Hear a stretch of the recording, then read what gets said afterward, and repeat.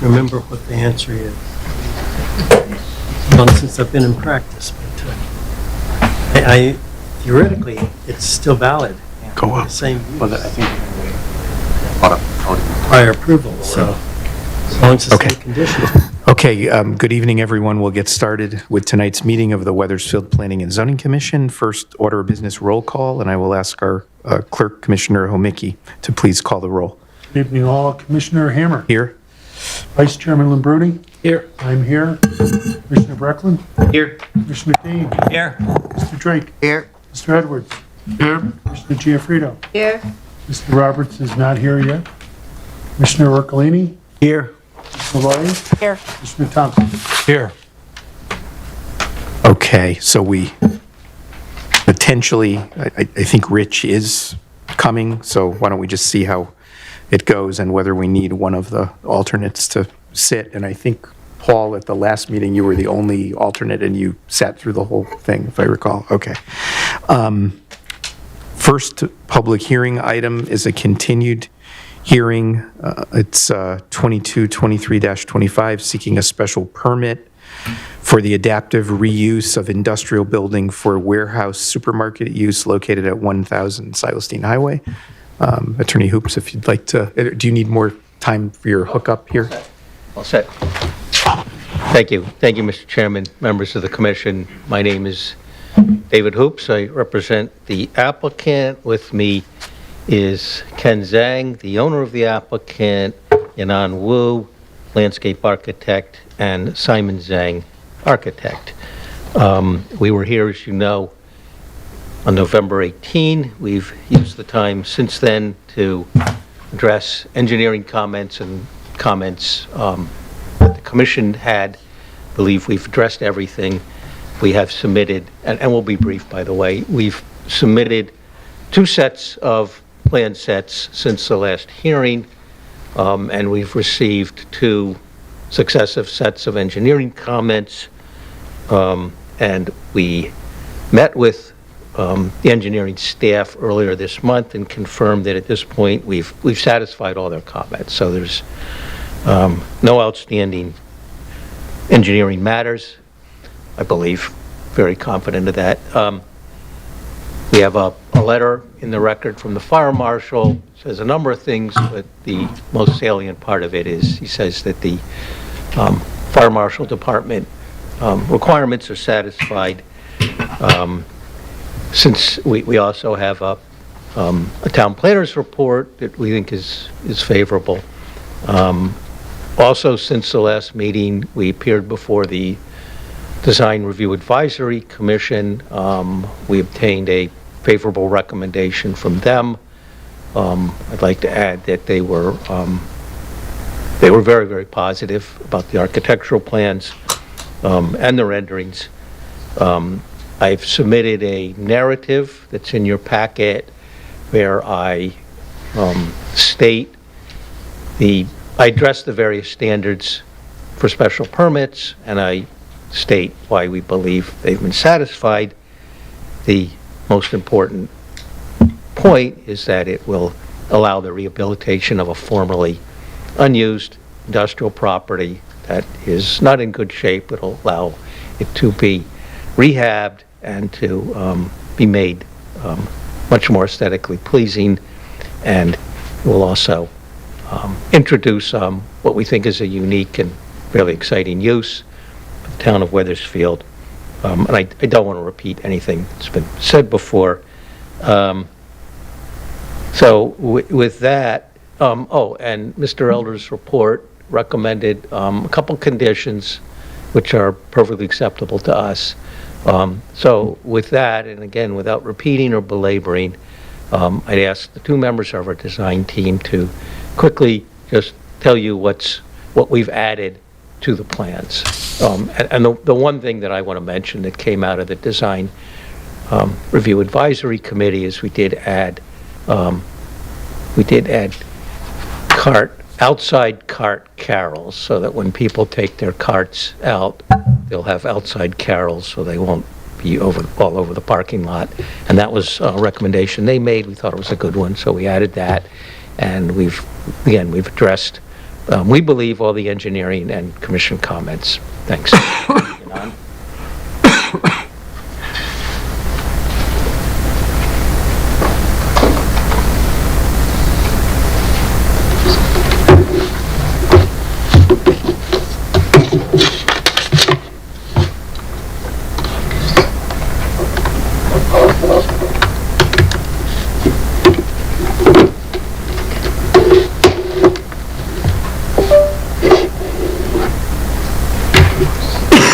Hi, good evening, everyone. My name is Yana Wu.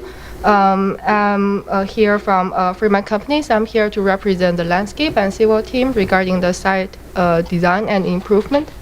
Thank you. So since our last public hearing in November, we already addressed 2 rounds of the engineer comments, and here, I just gonna go brief to introduce the major updates, and won't run into all the details. Could I just make a point? Sorry, I should have said this before. One of the reasons that we did delay the public hearing was because the original comments from the engineering department on the application were extensive. So one of the things we did do is have a meeting with the applicant and the town engineer to go through. I want to say there were 6 or 7 pages of comments, and they've subsequently done 2 iterations. So I just want to let the commission know we did have that meeting with staff and the applicant. And so what you're going to see is the last iteration. Yeah, the most up-to-date one, with all the comments addressed. Could I ask a question based on that? The current package has their responses to the latest comments from the engineer. Does that mean that that's been gone through by Derek and it's all set? The last of engineering's comments are revisions to the plans. They're dated January 14th, 2026. So I think, and in your packet, I think I sent those out supplemental. Right. So 12/30, what was in the original packet, and then those have since been updated to January 14th. So those are the last remaining comments from engineering. I did talk to the town engineer. They seem like they could be handled through revisions. But those comments, I think, were addressed, right? Yeah, we already Attorney Hooper, I think you addressed them in bold writing under each one of those comments, correct? We met with the engineering staff after the second plan set, and they did confirm that they're satisfied. Yeah, that's the question I have. You indicated you had, this is directed to Mr. Elder.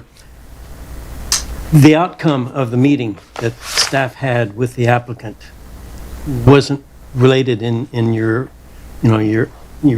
oral testimony just a moment ago. So my question is whether or not all the outstanding issues that the town staff had were resolved at that meeting, and that all the town staff, fire marshal, building inspector, etc., are now satisfied and resolved as regards to all outstanding issues. I will say, and I do, I checked in with the fire marshal, the building official, the health district, and the town engineer. All of the regulatory processes that would occur if approved, building code, fire code, and the health district code can be handled administratively through their existing processes after and if the commission were to approve it. The engineering comments also can be handled with modifications or submission. I'll say they're minor at this point.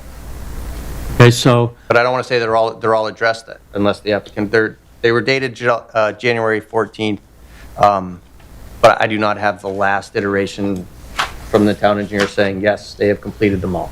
So may I say that I don't think we saw that January 14 memo, and it was our understanding after we met with Mr. Capuano that he didn't have any remaining comments. So perhaps Mr. In our packet, I see a memo dated December 30th from the Right, engineer. that was the last version, and then the applicant submitted revised plans, I want to say January 9th.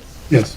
And then the day that the packets went out, I got a memo dated January 14th from the town engineer. Was that, I'm not seeing No, that came in after the packets went out. So that's, but I did send out supplemental information that came in, so I'm, So the January 9th, which is this, a letter right here, which has the concerns and responses in bold, that has not been gone over with engineering. Is that what you're saying?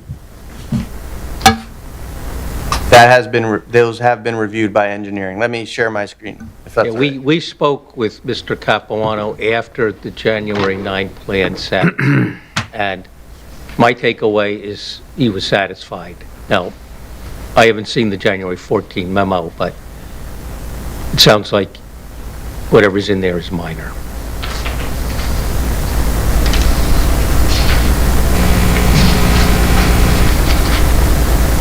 All right, so this is the most recent memo from the town engineer. It is based on the revised, this is, 14th? yep, January 14th, 2026. Okay. And they're reviewing the most recent plan submitted on January 9th of 2025, and the remaining comments are these four. Okay. The response to the comment letter provided indicates that coordination and approval from Eversource for the new drainage outfall will be reached prior to the start of construction. Add a note stating that the documentation will be provided prior to the filing of final Mylar plans. The proposed grading on sheet C500 indicates a 71-foot contour is missing in the western parking area near catch basin 01, revise as needed. The proposed grading surrounding the drainage outfalls is shown at an approximate 2-to-1 slope, which requires the installation of erosion control blankets per the Connecticut guidelines for soil and sediment erosion control. Revised sheet C500 to show all existing topography, proposed grading, and erosion control blankets as required for the scour hole to drain. Add an associated detail for the erosion control blankets to the plans. In the permeable pavers detail provided on sheet C700, revise the 6-inch stone base from ASTM number 6 to ASHTO number 57 per the 2024 Connecticut Stormwater Quality Manual. Those would all be considered minor and ability to be handled through revisions. Okay. Continue, please. Thank you. Thanks, I'm trying to reconnect. I think I have to turn mine off, which I just did, so it might give yours a second.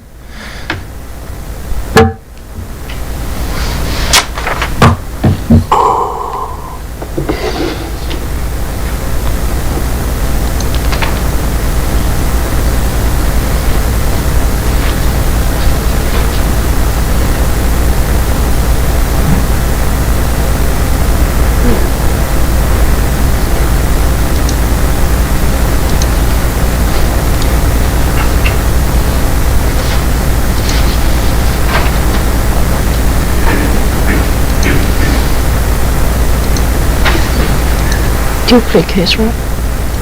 Yeah, it's supposed to. Oh, that was good. Oh. Edit. Sorry.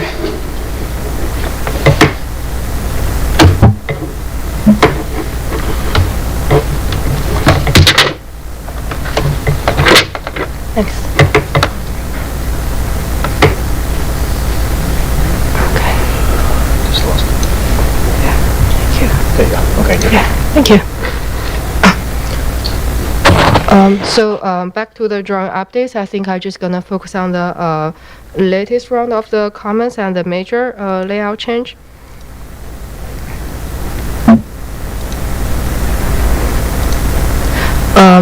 So we, with the 2 rounds of the comments, actually we don't have any major circulation or site layout change. But one thing I want to mention in the layout plan. Sorry. If you could speak a little bit closer to the microphone, please. Thank you. Oh, okay. Is it working better now? So I think one of the important note we added to the site plan is here the site plan note number 2 to ensure the northern side access can be keep using by our northern neighbor during and after this construction. Although we have reached out to them multiple times without their responses, so at this time, we think this is the best approach to minimize any disruption, and confirm they can continue using this access as what they are currently doing. And the other update is, I'm sorry, at the back door, as Dave just mentioned, we're adding this cart corral at the end of the ramp. So for any customers coming from the back entrance, they can easily pick up the carts or leave from here. And this pedestrian area is separated from the other parking spots and driving way by these two planting beds, try to create a safe area. And other than those two updates, other comments are mostly focused on the technique, reviews and confirms. Like for the grading part, to confirm these ADA accessible parkings are meeting the requirement, which we already calculated and confirmed. And also to make sure the stormwater calculation is meeting the latest site layout, which already confirmed, and responses to the comments. And regarding this easement in the Eversource property, we already reached out and submitted the application, just waiting for their review and confirm regarding this easement. And all other pages are almost the same, no other major changes. One more major information we added here is regarding the lighting fixture. So for the wall-mounted lighting and the pole lighting, as shown here, all the downward lightings, which can control the lighting direction, prevent any lighting pollution. I believe that's all the major changes, and we included in the site details. So just want to see if you have any question. Yeah, please. Chairman, you mentioned that you reached out to Eversource, I guess, right? For the easement, but you don't have approvals yet, is that correct? So we just, that request for the town's approval. Oh, because the Eversource, their approval request for the town approval first. So Eversource will not give you an easement until you get approval from us? Yes, correct. So these two processes potentially conflicting with each other. In the unlikely event that Eversource decides not to give you an easement, what will they do to your plans? May I address that? Yeah, thanks. So that outfall's been in use for, 50 years. And if they don't, we have a prescriptive easement to do what's been happening, and I guess we'll fight that battle with Eversource in that unlikely event. Okay. Attorney Hoops, I'm not sure of this, but I think it's possible that utility companies may have some protection from prescriptive rights depending on how they're authorized by statute or special act or whatever, but just wanted to note that. I wasn't aware of that. I'm not sure, but. So any more questions? If there's nothing, I will hand it over to.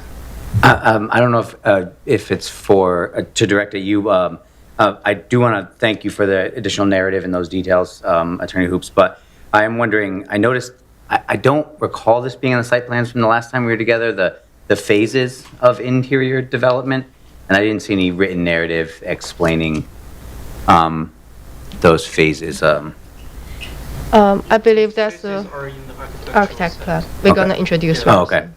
Graphically explained. Thanks. Good evening. My name is Simon Zhang. I'm the architect for this property. Let me explain what updates we did per the comments from last hearing. Similar to the engineer, our updates just pay attention to the bubbled area. How to go next page? Okay, thanks. We also updated the rendering based on the feedback from the design review committee, trying our best to reflect what the property will look like in 5 years. integrating the landscape, the trees, the grass, and the architectural elements. So if we look at the updates, first we updated the number of the square footage of this building because there was a minor error on this table. Also, we updated the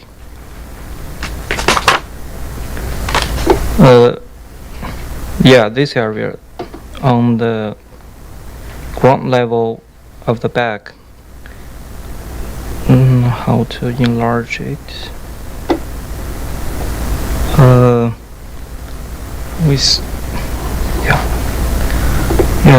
So for the commission's benefit, I think there's also a full set in front of you. Okay, If you now wanna it's enlarged. try to Thanks. follow along on paper copy.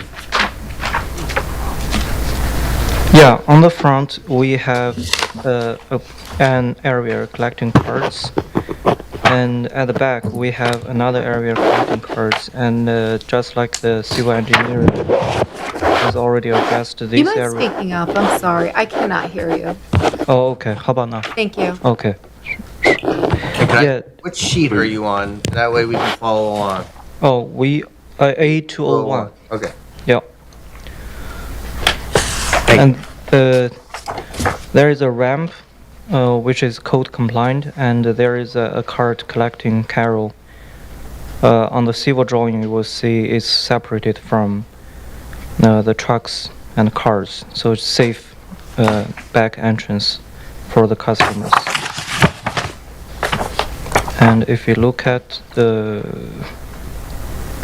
A202 is the lower level, which we added back the elevator, which was existing but was not paid attention to during our survey. So we added that back. That addressed the question how they move the things from between the two levels. So there is an existing elevator.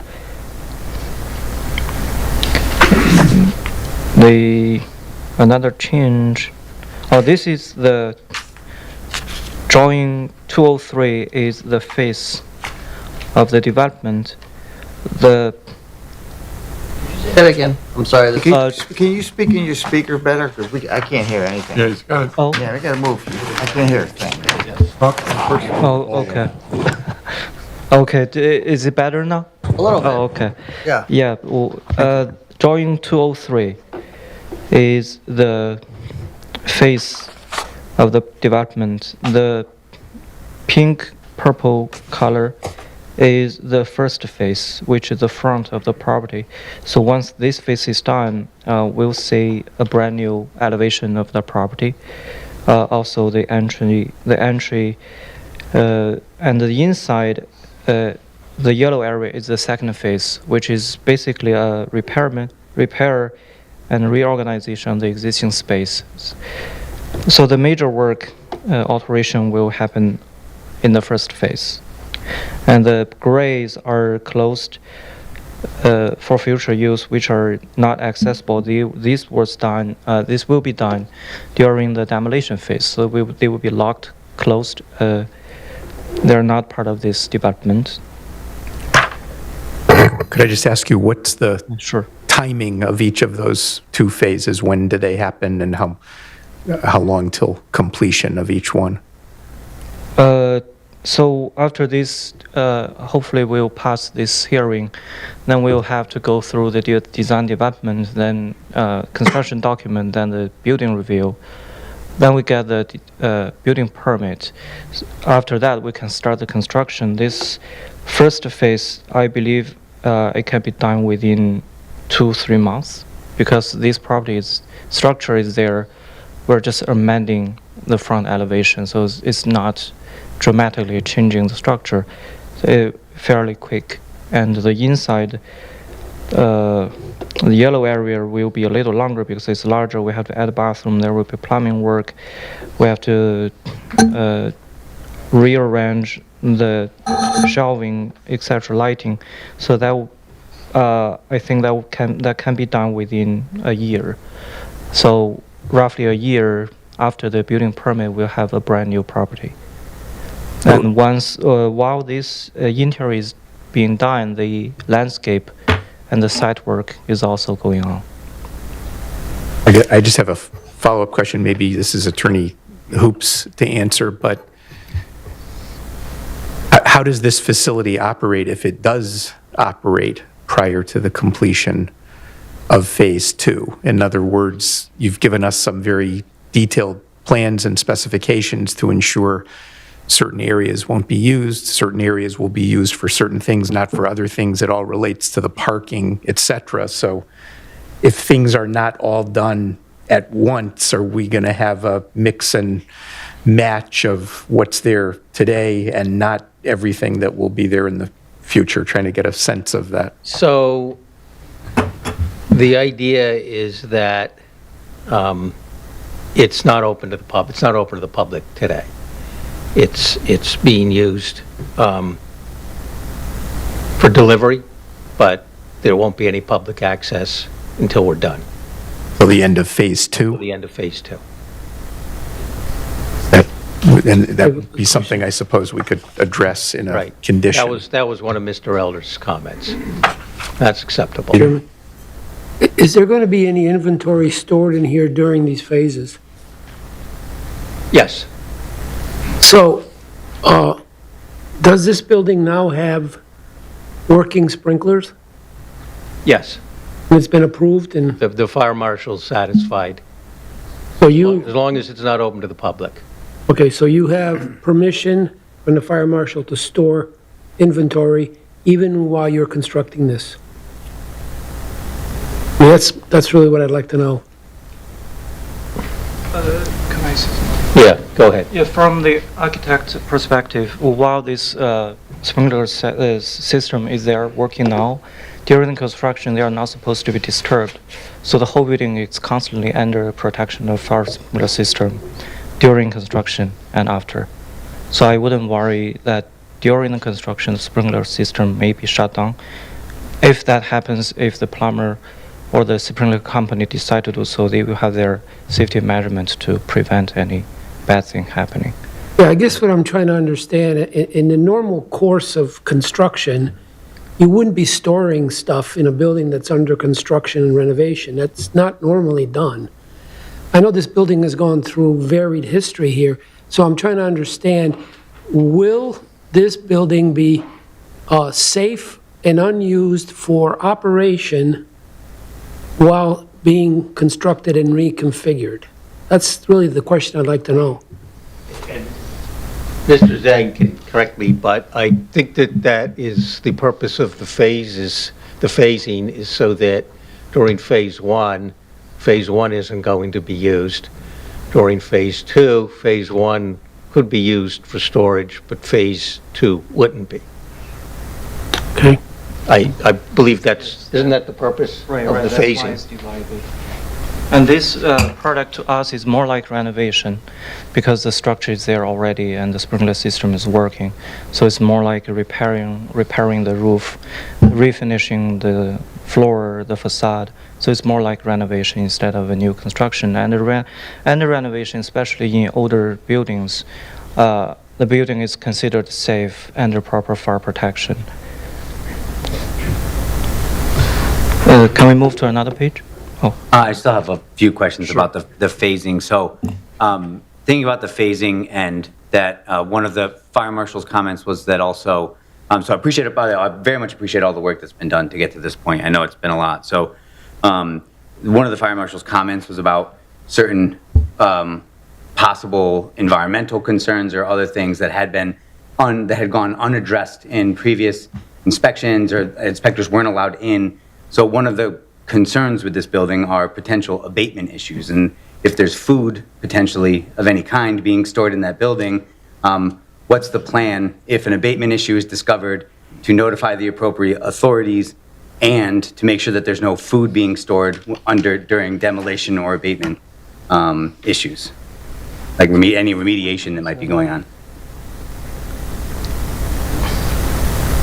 What I'd say is if a problem like that arises, we will notify the town, the fire marshal, and we'll follow whatever orders the fire marshal gives us.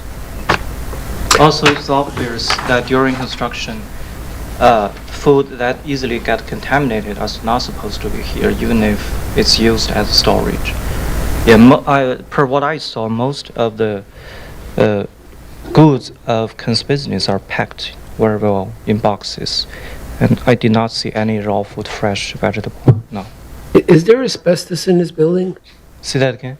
Will there be asbestos in this building? Is there asbestos you have to deal with? Possibly there is, because this building was built back in 1950s, and the asbestos was abandoned after 1987. So possibly there is, but asbestos are mostly found in old plaster and gypsum board, but most interior of this building are concrete, steel, and paint. So before we submit the building permit, we have to do asbestos test and abatement if necessary in order to get their approval for building permit. But I cannot answer for now definitely if yes or no. But we have to take measurements for that. On A203, which is this one, phase 1 is the pink, phase 2 is the yellow. A couple of areas indicated definitely closed off for future use. The lower existing freezers, which are quite sizable, it say no work on them. Are those currently functional, and will those be functional during, those are open and running regardless of what's happening they're running right now. Okay. Yeah. And the same thing goes for on 204, there's an inventory storage that's sort of gray cross-hatched as well. That's functional right now as well. 204. On A204, up at the top, where it says unexcavated, go down a little bit, it says inventory storage. Well, that's, hold on. Let's see what was there before. That might be Down and to the right a little bit. Inventory. I saw It's, that. hard to read, but it's grayed out right to the right. The large, right there. this guy. Yeah, yep. Okay, let me go back to the existing plan. Yeah, it might be my assistant's graphic error, not a...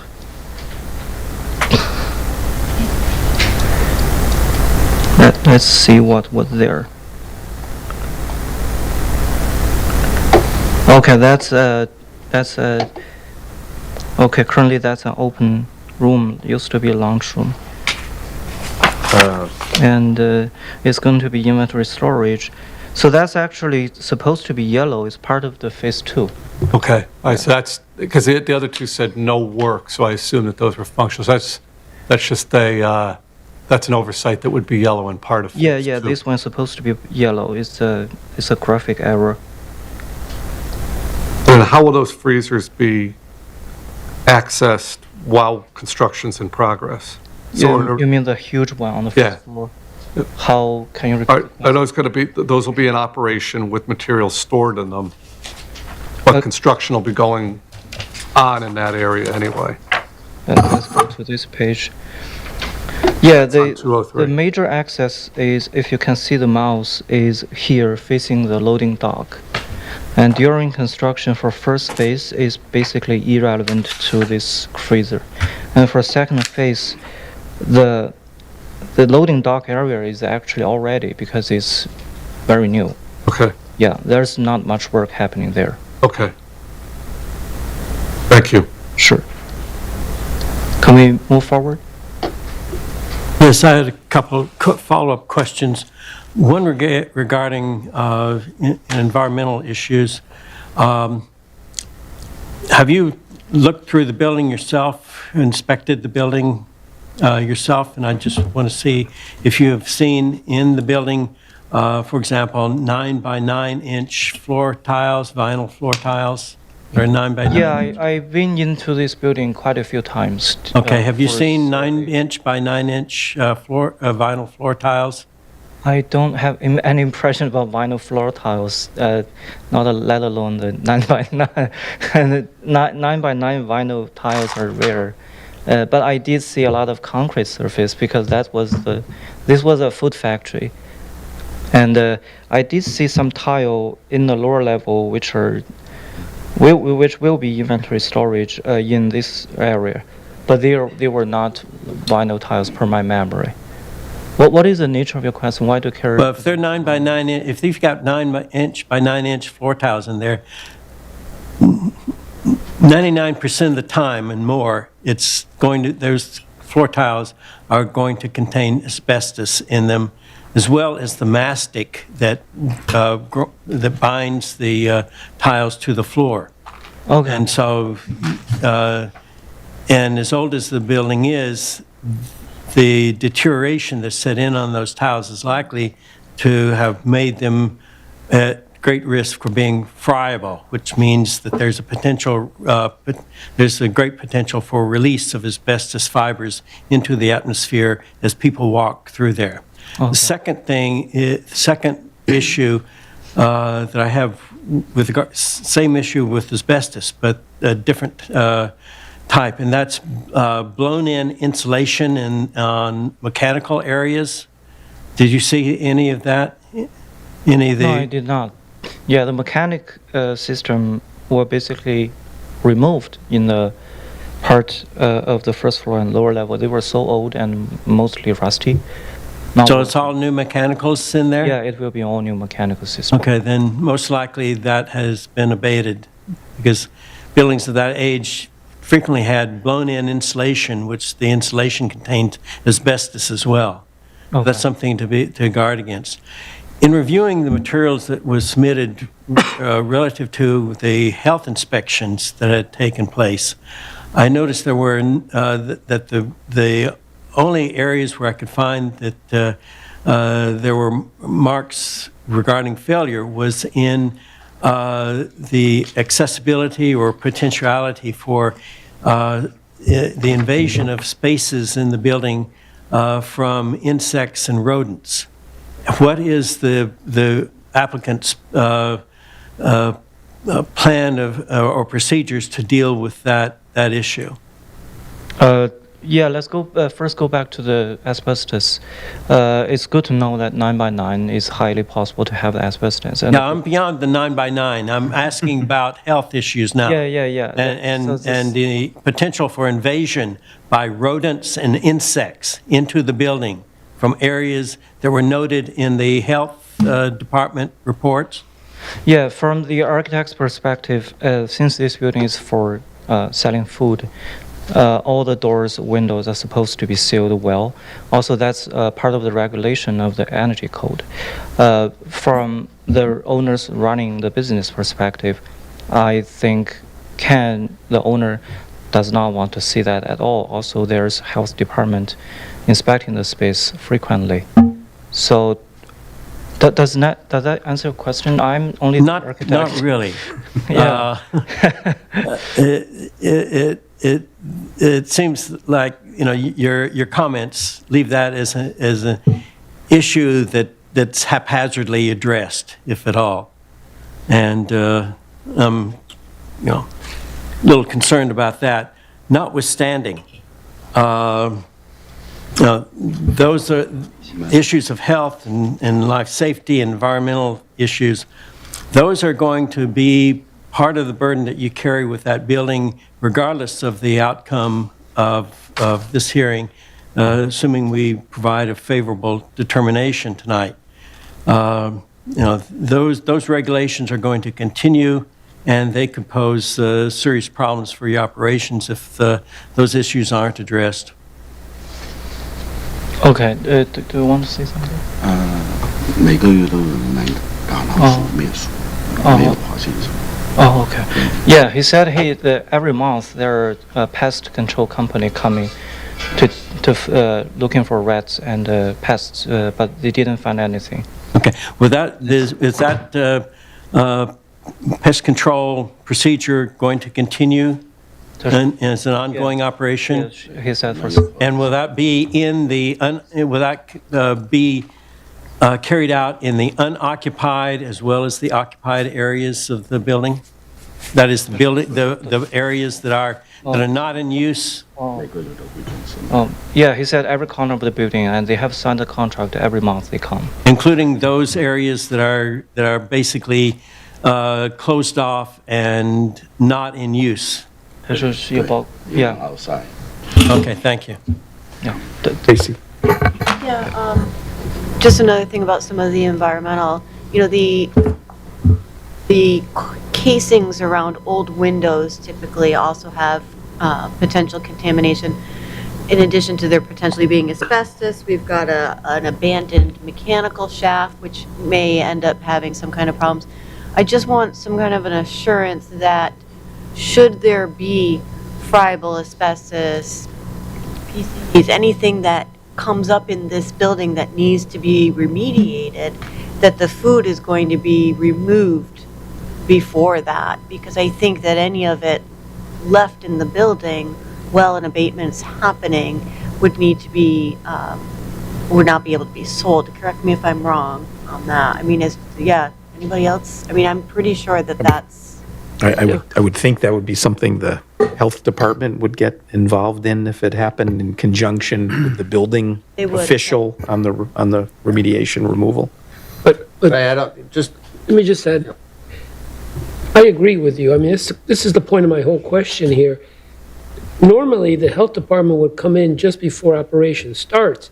It sounds like they're kind of operating and constructing at the same time. So I don't know how you handle any contamination issues. I just don't know. Has health inspector been out there? That's my question. I don't know. I don't have anything in the record that says that he has. so so there is a comment. So the health district and, Sunny and so the comments from the health district are that the applicant is currently going through the plan review process with the health district. And they're waiting on a revised floor plan showing the location of the equipment and the facilities and have been in contact with the applicant.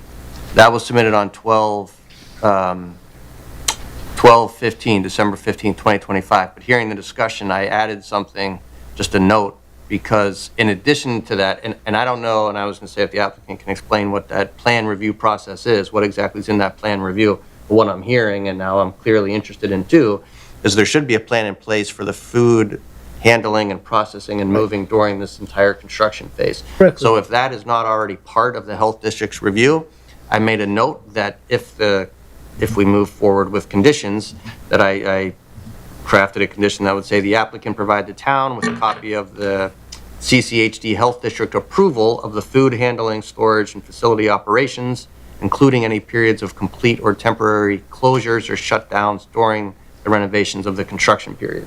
So we should have someone approve that however they're going to be managing the supply is approved by someone, if it's not already part of the process. And what we heard, David, is that they're going to be moving inventory from one part to another. So you have to worry about isolation. And if it's friable, you got dust on boxes, which could be, picked up by hands and stuff. So, I mean, this has got to be thought out well. Yeah, no, I agree. I agree. And by someone who specializes in food handling and. Right. Yeah. So this is something you're adding? I already did. I don't know if that's adequate. I have a number of, just hearing the conversation, but it's, I generally keep track of what the commission says, but if the commission chooses to approve this, that the applicant would need to provide the town with a copy of the health district's approval of a food handling and storage facility operations plan, including any periods of complete or temporary closures. I can't come up with a better term for what that is, but it sounds like we're trying to understand. Right, or is it really just saying, during, including during periods of construction as well as Yeah. post-project operations? Yeah, I Those are the think two that things we wanna clarifies cover. it. That's better. I like that. Because it doesn't necessarily have to be a closure, it can be construction occurring. Yeah, that's what I was trying to. I would also recommend that in your comment that you not limit it to just the health district, because I think the health district's level of authority is somewhat limited, but the State Department of Health and the Department of Environmental Protection, DEP, would also have a role in this. So I would advise adding the phrase "and other applicable regulatory agencies or entities."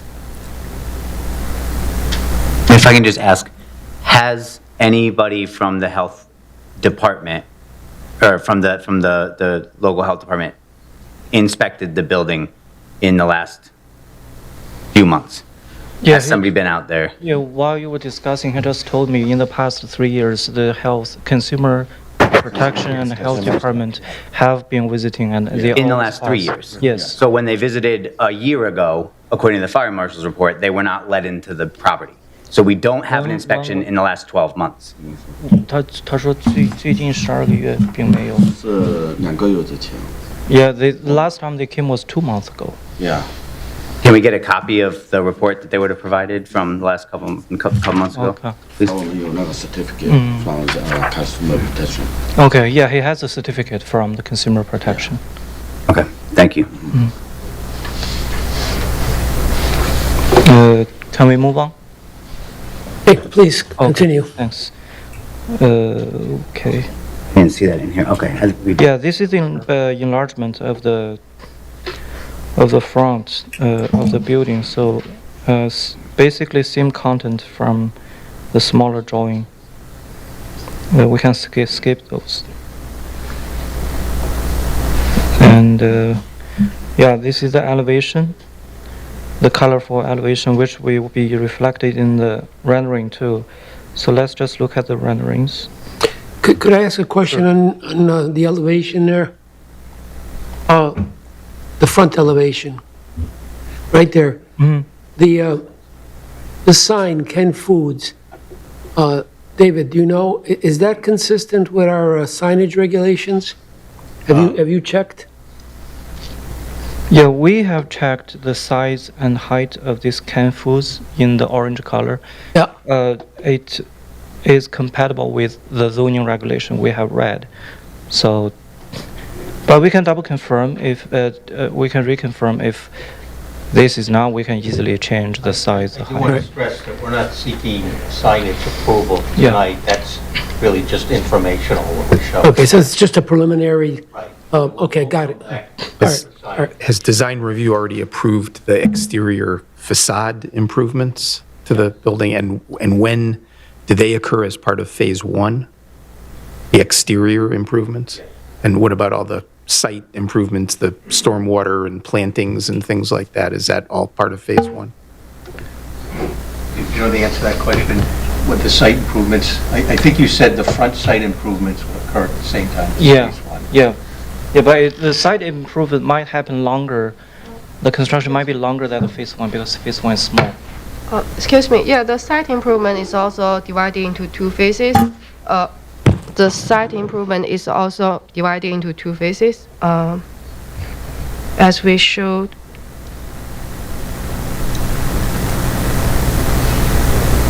On this sheet, we highlighted the phase 1 and phase 2 here, and the phase 1 is gonna going with the interior design, in construction.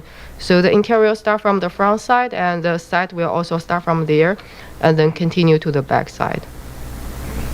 That means like whichever phase we are in, we can provide parking for anyone need to get access to the site. Did I?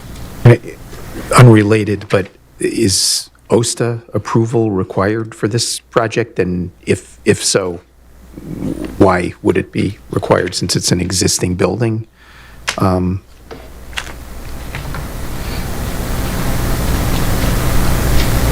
I think an OSTA approval is going to be needed, but they won't act until this commission acts. Because is that because it's under an existing approval for the prior facility and you're changing things? No, I think we do have to go get an OSTA permit. Change of use. My understanding is that even the change of use, the facility exists in the size that it is, but the change of use will, Right. not 100% sure, but I think it will likely trigger the OSTA review. That's been my assumption. We're just barely, Where are you with that process right now? Well, they won't, OSTA won't do anything until we have our local approval. But I know they won't approve it, but have you had any discussions or any No, contacts with them? we haven't yet. Okay. I have to ask a question before we leave the architectural or the renderings. Just the design review committee did spend a good amount of time on the renderings because we wanted to at one point there were mature trees, and they said, we would like you to bring the renderings closer into what you really are going to build and install. Could we look at those? Yeah. If you have them, just, Yep. this Yeah, we'll as a do. special permit, this is on the Silas Deane Highway. There is a Silas Deane vision plan, so the streetscaping and what it's going to look like is very important to the approval. And then for the commission's benefit, I think it was in the memo, but I will reiterate, a lot of the plans, and I can understand that the applicant's been doing a lot of work to get the plans ready, they were schematic in nature, so the design review committee did request, and the applicant agreed to come back when they have construction documents so they could look at the details. And the sign that you see was not approved, so that may change through the design review process. Can I ask a question? Is this actually open and running right now? That's my question. Is there food in there and are you selling it? Yeah, yes, there is, but it's not open to the public. So with all of these issues going on, how are you still able to sell this food with asbestos and everything else? Is it approved through the Well, town? we don't know that there is asbestos, there might be, but the health department has, Gone out there and approved it? the health department's been inspecting, we have a health department certificate. Okay.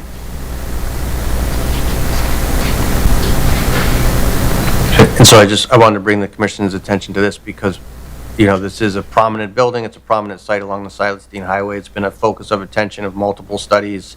And so renderings, it is part of a public hearing, it is being presented, there will be a landscaping plan, but this has been presented as what could be expected to be seen in terms of landscaping in the facade of the building.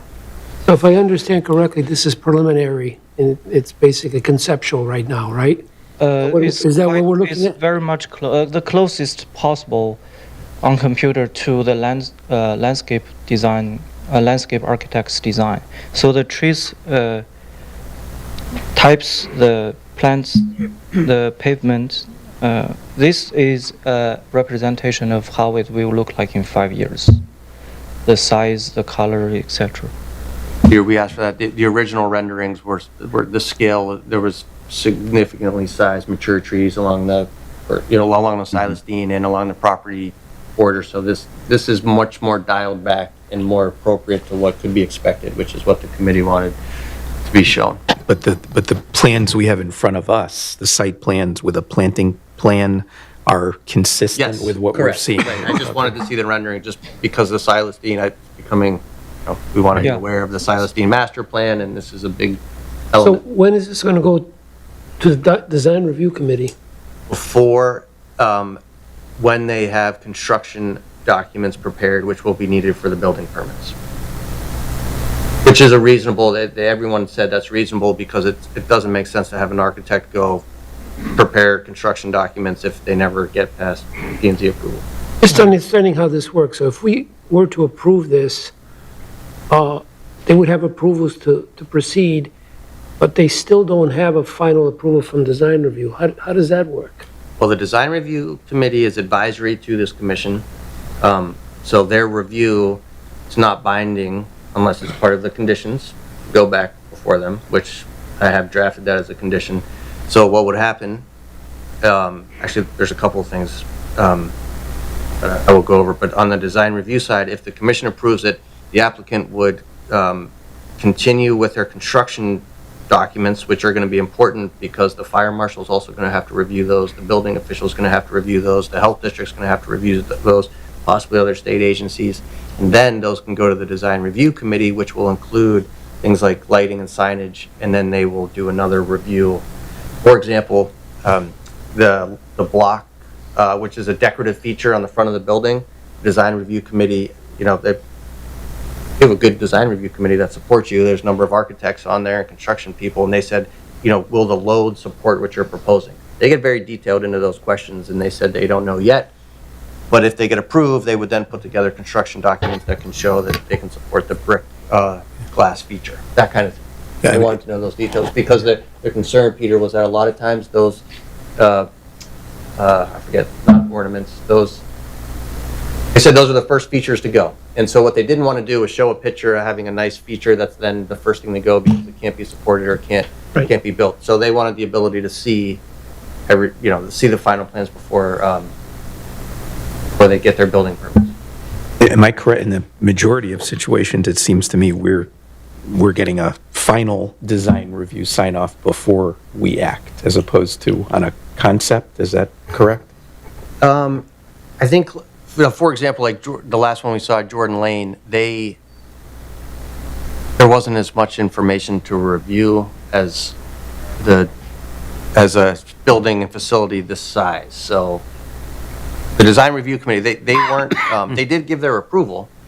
They just wanted to see the final construction documents before they got their building permits. I guess my point is simply, once we act on it, it's at design review, but it's not coming back to us at that point. If design review, well, I guess at that point, you're saying a condition of approval, we could make it subject to whatever design review says, but even though they're typically advisory, we would not have a role in determining whether to accept their specific advice or not. Correct. The way I have it written is you're deferring those final design elements to them. Right. Favorable, yeah. Yep. Yes, Dave. Just so I can clarify everything. We have two phases basically at this point. We could approve this for storage only until all the phases are done. Then you would come back to be able to open it for people, mercantile, whatever you want to call it. Is that how this is going to work? So we only approve it for storage. You would approve it for the proposed warehouse supermarket use, the new use. It would be approved. It would be approved. The Planning and Zoning Commission, if they act tonight to approve it, you would approve it subject to conditions if you choose. Then the town takes over from there and makes sure all the health stuff and this and that. We don't have to worry about that. They'll worry about that. Correct. Okay. I don't Just like necessarily have a problem with that. Then okay. Just like a normal site plan. So like the building permit, we don't have electrical plans, but if they get approved, they're going to come for an electrical. Yeah. Okay. Dave. So the design committee will see a final product once all the HVAC units are put in on it. They mentioned that too, And the right? screening and so forth. Correct. Because that's a warehouse right now, and the air changes are like zip compared to what they're gonna have to put in there. Yeah, they did mention that too. That's they mentioned the utility screening. I forget what they had a term for it. But they wanted to see those elements. I just want to make sure someone was gonna. Right. And I mean, honestly, they also talk about gutters and downspouts and what color they're going to be and where they go, and are they inside. I've learned a lot from that design review committee that are they going to, they want to try to have the downspouts on the inside of the corners and not the outside and overhangs. Did you have your hand up, Chris? Oh, so you did. I was I had some thoughts to offer, and one is that it's important for us to look at this as, from a zoning perspective and not get bogged down into the details, the architectural nitty-gritty details relating to how this thing is actually going to be renovated, the work to be done, what the details are, but that the applicants will still have to undergo the detailed reviews by all the various applicable agencies and entities that will have jurisdiction over the development of the facility, even after and assuming this commission approves this particular use. And that's what we're doing. We're just approving the use, the proposed use of the building for purposes of compliance with our zoning regulations. So, and what they've submitted are basically schematic designs, which is appropriate for this stage of their project. Yes. I think that when we talked about this design, it addressed it. Yeah, I mean, I think, we have, obviously we have purview over the site, the site improvements, detailed review on the inside spaces to make sure it complies with parking, overall operations. I do think in the special permit, to some extent, we can look at aesthetics issues, whether it's landscaping or whatever, but we do, practically speaking, defer to architectural review on some of that. But, you know, we're looking at the whole package. And again, some of the super technical stuff is certainly not ours to do. But Chris? So a question, I believe, was that change in the crosswalk in the front there, the large area, that was a part of the recommendation from engineering? Was that a change? I thought I remember seeing that in their plans, because I don't remember seeing that area in the other version of the plans that we reviewed the last time. And it looks great. I just was curious if that was in response to the engineering department. Would you please clarify which part of The crosswalk as you come from the Silas Deane, the large. the striped one or the? Yeah, yep, the striped one. Oh, it's been on the plan. Yeah, it was just there? Okay. didn't look so outstanding when it's with the black and white. Okay. But thanks. And the other question I have is about the loading dock area. It looks like, I don't remember from the last version of the plans, has that area been reconfigured from what was there? Because I don't remember there being parking there. It's great that it's added, and sort of it shows, this rendering shows the three bays striped as there are also on, what does this? I have C200 in front of me. So like just trying to compare sort of this particular corner of the building to C200 and sort of noticing, for example, like that exit gate is staying on the right-hand side there. It says that that's there. I don't know if there's any plans for future use of that as another loading dock. And with the landscaping here, if that's new or if that's... This door and this door? Yeah, that door right there, yeah. Yeah, that's existing. Yes, is there, but I don't believe in our previous discussions that it would be like an active loading area.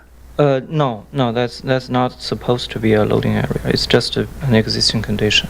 Okay, and then, but it looks great the way that the green spacing is near the loading dock area, and it looks like a nice, just wanted to comment on that change to the loading dock area. So I noticed also the fourth door is staying there, but the plan is, so that I understand, the plan is to landscape and add some pervious surfaces to that area, and only 3 bays would be used in the loading dock area? What is our, yeah. Yes, correct. In the existing condition, there are 5 loading docks, so we try to just keep 3, but convert the other 2 into the planting bed to improve the impermeable surface. That was all I had for that. Thank you. Did you have renderings of the other side? So would that be the north side of the building? The north side of the, let me see.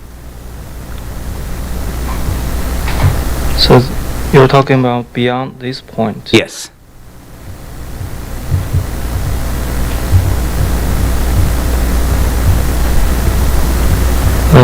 No, we don't, because that part, oh, here. Yeah, these are all basically the existing walls, and repair, clean, and painted. Yeah, there's not much going on there. I guess I was thinking about and also I see that they added that, just that other corner where, so it'd be the northeast corner, where there will be additional parking and there's supposed to be some entrances over there and things like that. No, this is, we strictly built the digital model per the site plan and landscape design. So if you don't see that on the landscape drawing or the architecture drawing, you wouldn't see it here. Is that what you were asking? That's the northwest. No, oh, okay. Northeast corner. I don't believe I saw a rendering of that area. Northeast would be in the back. Yeah, it is, but there's just like parking, and there's some sort of here? one-way into two-way traffic, yeah. Oh, we didn't model this. This part is, this is, if you look at this high part, high portion of the building, it's cantilevered, and there's parking below it. So that might be one that we would just conceptually try to understand, because I believe that there was some conversation at the last meeting as well about old equipment or tanks that may have been there and may or may not have been removed at different times, and sort of what that looks like now in that area versus what it's going to look like, especially thinking about the parking existing over there and there being an entrance into the building, and possible, well, I know like that corner is closed off, but I guess how do people get safely around from parking in that specific corner of the building to then get into the building if there's no sidewalks or entrances? That's going to be where the trucks are exiting out of that way. They will loop around. Yeah, they'll be coming around, yeah. Yeah, we're envisioning that the employees will be asked to park in the northeast corner. And it is possible, if it gets really busy, that customers might park there, and yes, they'd have to walk through the parking lot, but that's fairly typical. But there won't be an entrance in that corner, so the only way is to either come all the way around the front or come around to this rear entrance by the loading dock. If customers end up parking there, and that would only happen really busy, I think they would come in the back. Well, we hope it's really busy. Right, well, we hope it will.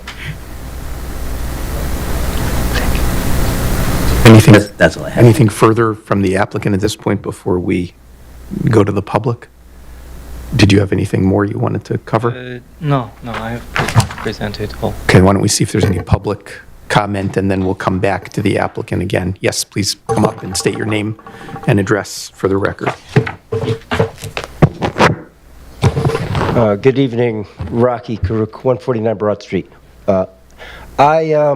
I've known the Weight Watchers building because I passed by it for 30 years, being vacant, and many people complain about it as being an eyesore. And finally, it seems like we're getting someone to use the building. And I remember I even looked at my phone to refresh my memory. And I looked at my phone 10 years ago. Our mayor, Paul Montanari, brokered a deal to get Ashley Furniture to move in, which included a $200,000 state grant to help cover the cost of demolition, because anyone who was a prospective business that wanted to use that land they would have to tear it down. They didn't need a large walk-in freezers, and because it's a frozen food factory. Weight Watchers was a frozen food factory with gigantic freezers in there, and so that deal fell through. Unfortunately, Ashley Furniture changed their mind. Now we have this new business who wants to move in, and they don't have to tear it down. They're using the freezers, which is great. Minimal renovations to it.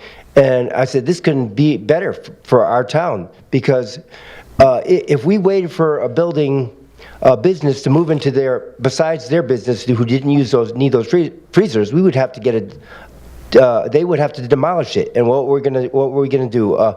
Ask our mayor to broker a deal to get another grant to help cover the cost of demolishing it? And we're not giving them any money. Our town is not helping them, giving them any $200,000 state grant.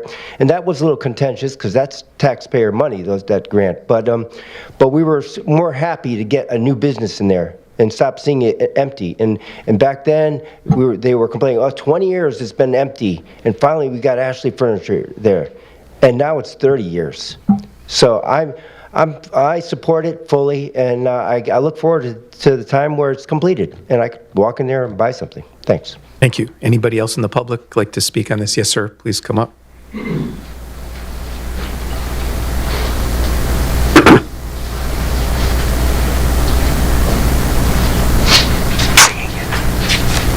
Hi, Tom Carson, 12 Avalon Place. I emailed my comments to the commission, but I didn't hear them referenced at all, so I'm just going to reread them. They're not very long. Section 5.14 of Wethersfield zoning regulations defines a warehouse supermarket as a category of grocery retail store that sells groceries and other goods whose customers include both households and business end users, such as especially restaurants. A warehouse supermarket use may include inventory storage. Inventory storage is defined as storage of inventory in connection with a warehouse supermarket use for which a special permit is granted under this section 5.14, provided that such storage is at the same premises as the associated warehouse supermarket use and that such inventory is sold at such premises or delivered directly to end user customers from such premises. TriStar Food, aka Ken Foods, has been operating unlawfully in Wethersfield since at least 2022. Since January 2023, Connecticut's Department of Consumer Protection Food and Standards Division has conducted several inspections of the premises. Then with this email, I sent 6 inspection reports that I received. Those are just for the commission's attention, those are in the packet as part of the application. Okay. So, in each one of the inspection reports, under the section Details of Manufacturing Procedures and Controls, TriStar Foods business is noted as a food warehouse that is holding products to be sold at Chinese/Asian restaurants and markets within Connecticut, Massachusetts, and New York. Some of the inspection reports state, according to the management, the process flow will be as follows: receiving, storing accordingly, shelf stable or frozen, picking the orders, assembling the pallets, shipping, or delivering. Markets are not end users. Markets sell products to end users. Since this business sells and distributes products in its inventory to markets, their operation is already in violation of this newly created warehouse supermarket zone. And as a result, this application must be denied. So I have some other comments, but I think it might make sense for the applicant to respond to that before, and if it's okay if I can come back. Well, we're going to get an answer to that when the applicant comes back. Did you have anything else you wanted to say? The only thing I wanted to say is that the fire marshal's comments in your packet, pretty much tell us the story. And on November 18th, the meeting of this commission, and Attorney Hoops is representing that there are no retail customers on this property. And he said, since the fire marshal said you can't have retail customers, we don't have any retail customers. The following day, the morning of November 19th, I emailed the fire marshal to see if that representation was true. That afternoon, the fire marshal emailed me back and said, and this is actually in his comments, he said on November 19th, he went out to the site to check on progress of fire alarm work and he was denied entry into the building. So he sent me an email and said that he was that they had made, when he was denied entry, he had spoke to the owner and he said, come back tomorrow at 11 a.m. He said, I can't go, but my inspector will be there. So on the morning of November 20th, the inspector showed up at the property, and I'll just read, he emailed me back the next day. And he said, yesterday I conducted an inspection of 1000 Silas Deane Highway with Ken. During the inspection, Ken said he was not open for retail but wholesale. During the conversation, 2 or 3 cars pulled in and customers entered his building. Inside, I observed these customers browsing the selection of goods he is selling. Ken stated these customers are business owners from around the Hartford area. Ken also had a large display of random items such as hats, agendas or notebooks, and other items set up by the loading dock entrance. In the main section of the warehouse, I observed numerous boxes, pallets of clothing items. These items were near the Silas Deane side of the west side of the building at the end of a row and appeared to be mostly undergarments. A pallet containing roof rack baskets was also observed near the north side wall. When asked, Ken denied selling car parts. And then he attached several pictures that were taken from inside the facility on November 20th. And Attorney Hoops is representing here today that they're not open to retail customers, and there are people shopping on the property. So I just wanted to put that on the record. I'm happy to share these if you want to see the pictures. When did you say those pictures were taken again? November 20th. Of last year? Yeah. 2 days after the planning and zoning meeting.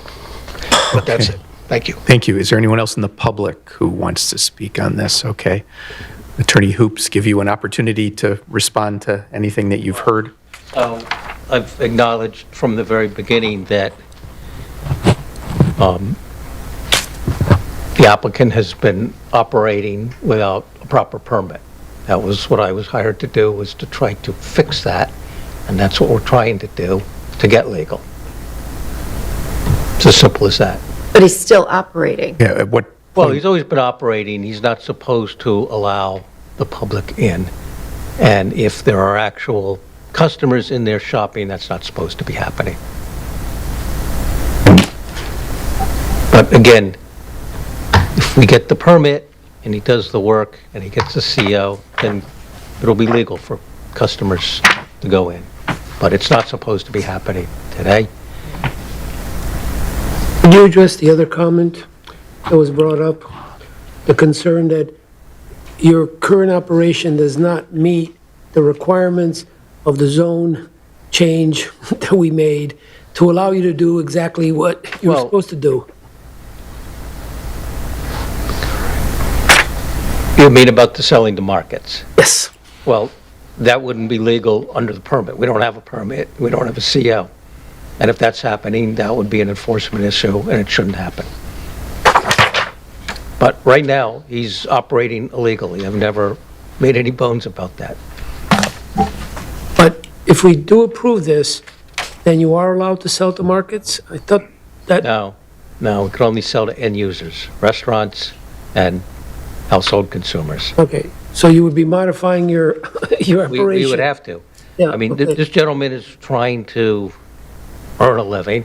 He's not doing it with a permit. There's no question about that. I said that the very first time I appeared before this commission on a pre-application review.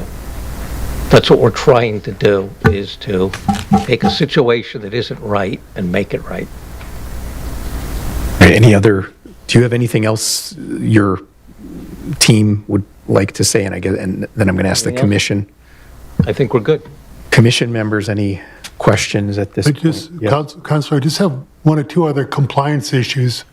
I don't believe you filed an income and expense statement with the town, as well as taxation of business personal property. If we make a motion to include a variety of oversight offices, town employees that are coming through, for the minutes, I assume you'll be in compliance with the business personal property declarations that have to be filed properly? Right. Well, that's first I've heard about that, and yeah, all commercial property owners have to file an income and expense statement. It's not a rental property, so. But still, the recording has to be done The anyway, reporting has to be subject to done, and you should be penalties. doing it. Okay, I don't want to make it as part of the motion, assuming we're going to put something on the table tonight. Right. But I think for the record, it just needs to be adhered to. I'm not sure if it was or was not filed. Right. I don't know either. That's the first I've heard of it. Okay, thank you. I believe there is if you don't file your income and expense statements by, I believe it's November 1, I think there is a statutory penalty. It's a June 1st date with the personal property, November 1. One of them is a 25% penalty, the other one's a 10%. So if he didn't do But it, it'll be... we're looking for full compliance all the way down with all the other departments. Right. Understood. Thank you. I'll note, other than the two applicants for I didn't see anybody other than the two speakers who spoke. It was only the applicants for the other applications who were here, but I'll ask one last time, anyone else who wanted to speak. Okay. Before, I was going to Chris. I just wanted to know one other thing and see if they wanted to respond to it. Sure. Because I didn't see the health inspection reports in our packets, actually, in the digital one.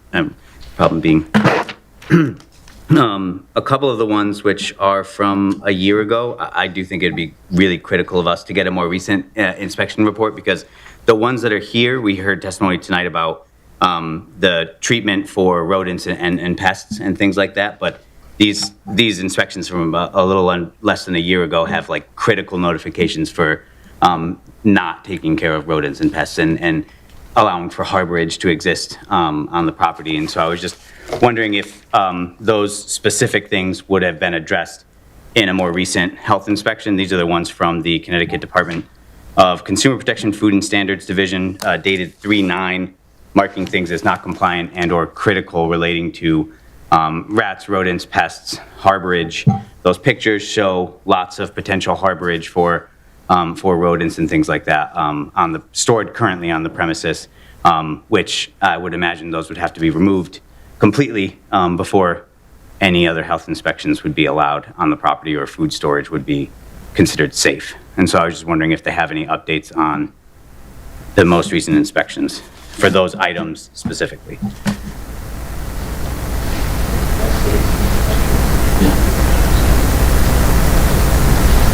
I'm informed by the applicant that he's passed the recent inspections, and if he didn't, the health department would shut him down. Thank you. Hey, Before we go any further, I just wanted to, I think we have sort of two things we need to decide.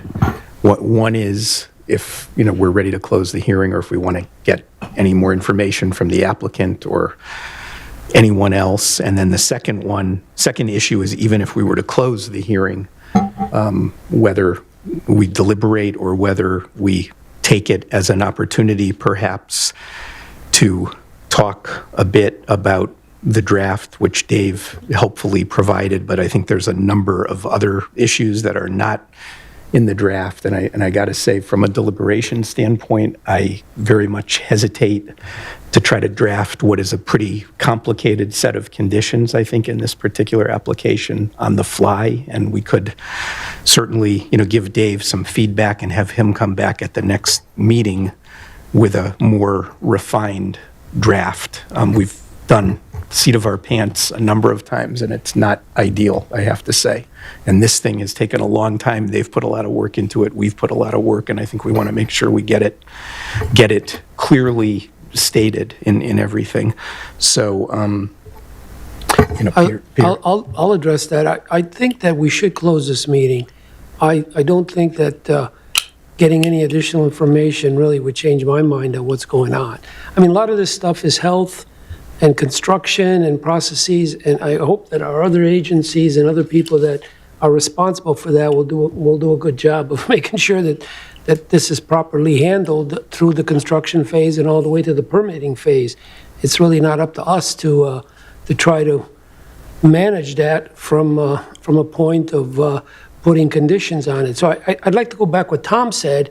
We really should focus on the zoning aspect of this, and I think, at least for one, I'm ready to close it and consider that. On your second point, it is complicated. I don't think I've seen, at least in the tenure that I've sat here for a couple, 3 years, one as complicated as this. And I commend you guys.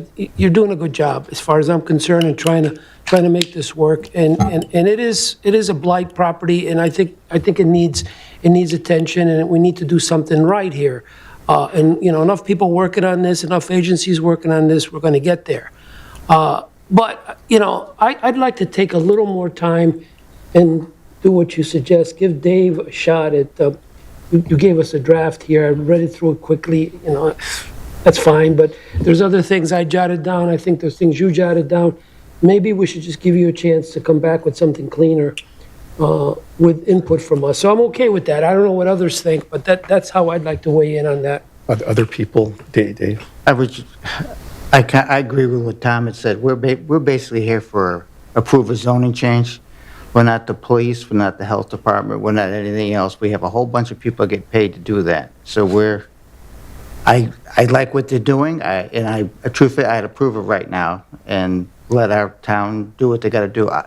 Obviously, I'm not looking to insult you. He didn't do a lot of the things he was supposed to do, but that's not our job to do that. And just to be clear, I'm focusing only on what is our job and the zoning conditions and making sure they're crystal clear. Take a little time. Write down the stuff right. I mean, we're 99% there. Just get a good document instead of doing something on the fly right here. And for myself, I'm ready to go. Right, but you would I have no problem with what they're doing. Right. And our town employees got to do what they got to do. We pay them for. So, I understand. Anybody else I saw hands or so. My feeling is basically concurring with the two most recent comments of my brother commissioners. I think it's time to close the hearing. It may be wise to see a draft of a proposed motion with conditions on it that we can visualize and see for ourselves in black and white. But beyond that, I tend to think that this matter has dragged on for far too long, and it's in, I think, the best interest and welfare of the community at large to have a resolution to this blighted property as soon as possible. Thank you, Tom. Anybody else? I would just add, I also agree. Sorry, I'll add I agree. Maybe we can have that in the deliberations. I think I also agree. It's just, I do believe health and safety is a part of our purview, and that I do believe that a lot of work has been done to get there. But if we have created a special carve-out and special rules for this particular instance, and we have a history of not complying with the existing rules, I don't know that even the rules that we set forth can be followed. So I do think it's important to get the motion right, so. Okay, and so I think, so yes, Tracy? Maybe to his point, I don't know if this is our purview or not, but I do know, like, for example, wetlands will have people put aside a trust to ensure compliance with plantings or that kind of thing. That being used. Is there something perhaps for Chris, like if we get the applicant to set aside a trust to cover the environmental remediation should it need to be done, would that make you feel any better? I think I'm with David in that I would trust that our town employees would handle that kind of stuff, and if there's issues with remediation, that there's other resources they can also help with to try to deal with that. I don't think that's so much. It's just, I just definitely don't think, it's more about just ongoing compliance issues. Yeah, that's right, yeah. Yeah. If I can discuss one thing, so I did draft a motion, but I think, because this, obviously, from the town's perspective, we know this property has been, it's an opportunity and it's a challenge, and they have been operating, and there's enforcement proceedings and there's legal proceedings. And so I probably should have said this earlier, but in the draft motion, one of the benefits to having, and I will say, the applicant has been before the town with other applications, and they've withdrawn them multiple times. This is the furthest this applicant has ever come in terms of documentation, and they have a legal counsel, and they've come a long way, and they do appear, in my opinion, to be making a good faith effort to comply, much more so than they ever have as long as I've been involved. And it is true that the town did have visions for redeveloping this property years ago. Unfortunately, the town never obtained site control. It's not the town's property, and therefore the property owner had the right to do things. Unfortunately, they have been operating a use which is not permitted, and here we are today. The one benefit in talking with the building official, the fire marshal, the health district, once they are approved for a change of use, their current certificate of occupancy is no longer valid for the new use. So they will need a new certificate of zoning compliance. They will need a new certificate of occupancy as soon as this gets approved. They are not going to be able to operate. And so one of the motions that and I did speak with the building official about this, is that, and I can explain this more, but we did say that, I'll just read a draft motion. It's probably good to hear what I guess, Dave, I'm just going to interrupt you, because I think where we were headed is the consensus seemed to be close the hearing, and if we do close the hearing, then I would like to discuss what we'd like you to add to your motion, what we would like refined in your motion, and so forth. I'll move to close this hearing. Second. Before we vote on that, or you have any reason for us not to close from your perspective? Thank you. No. Okay, so there's a motion to close by Peter, second by, was it Tom? Tom. Any discussion to close the hearing? All in favor, please. Actually, let's figure out. Rich is not here, so we need one alternate participating. I don't know, between Joe and Anna, who hasn't. Okay. All in favor, please say aye. Aye. Any opposed? Any abstain? Okay, hearing is closed. And now, someone would like to make, well, actually, I'm going to suggest that we just have a brief discussion of things that we would like to see in a motion that are not necessarily in the draft that we already have, or questions that we have for Dave to Let me try to just ask, help do we that. have to make a motion to take time to get the motion right? Or I can think all just we do is just don't, under the just rules that don't apply, act- we just don't have to Yeah, act. don't act tonight. There's no action. Ask Dave Right. to write something, and then we'll review it But should we next just time. throw out a couple of things that we know we'd like to see included clearly in the motion? I mean, I could just say, maybe there are areas that are, I think, marked no occupancy on the plans. I can't remember the exact wording where they're not even using it for storage because they wouldn't have enough parking for it.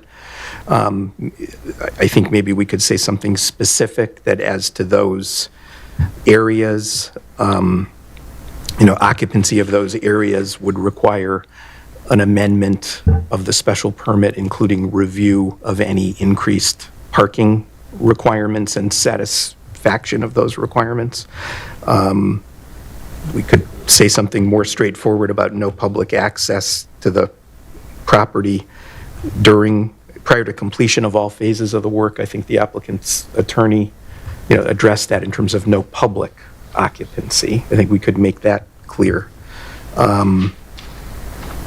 There was an issue with an area of inventory storage on the lower level plan. I think it was sheet 203, where it should have been marked in yellow, I think, for first phase, and it was just shown in white. I think we have to clearly, we got to talk about the hours of operation, days of week prior to getting to a vote.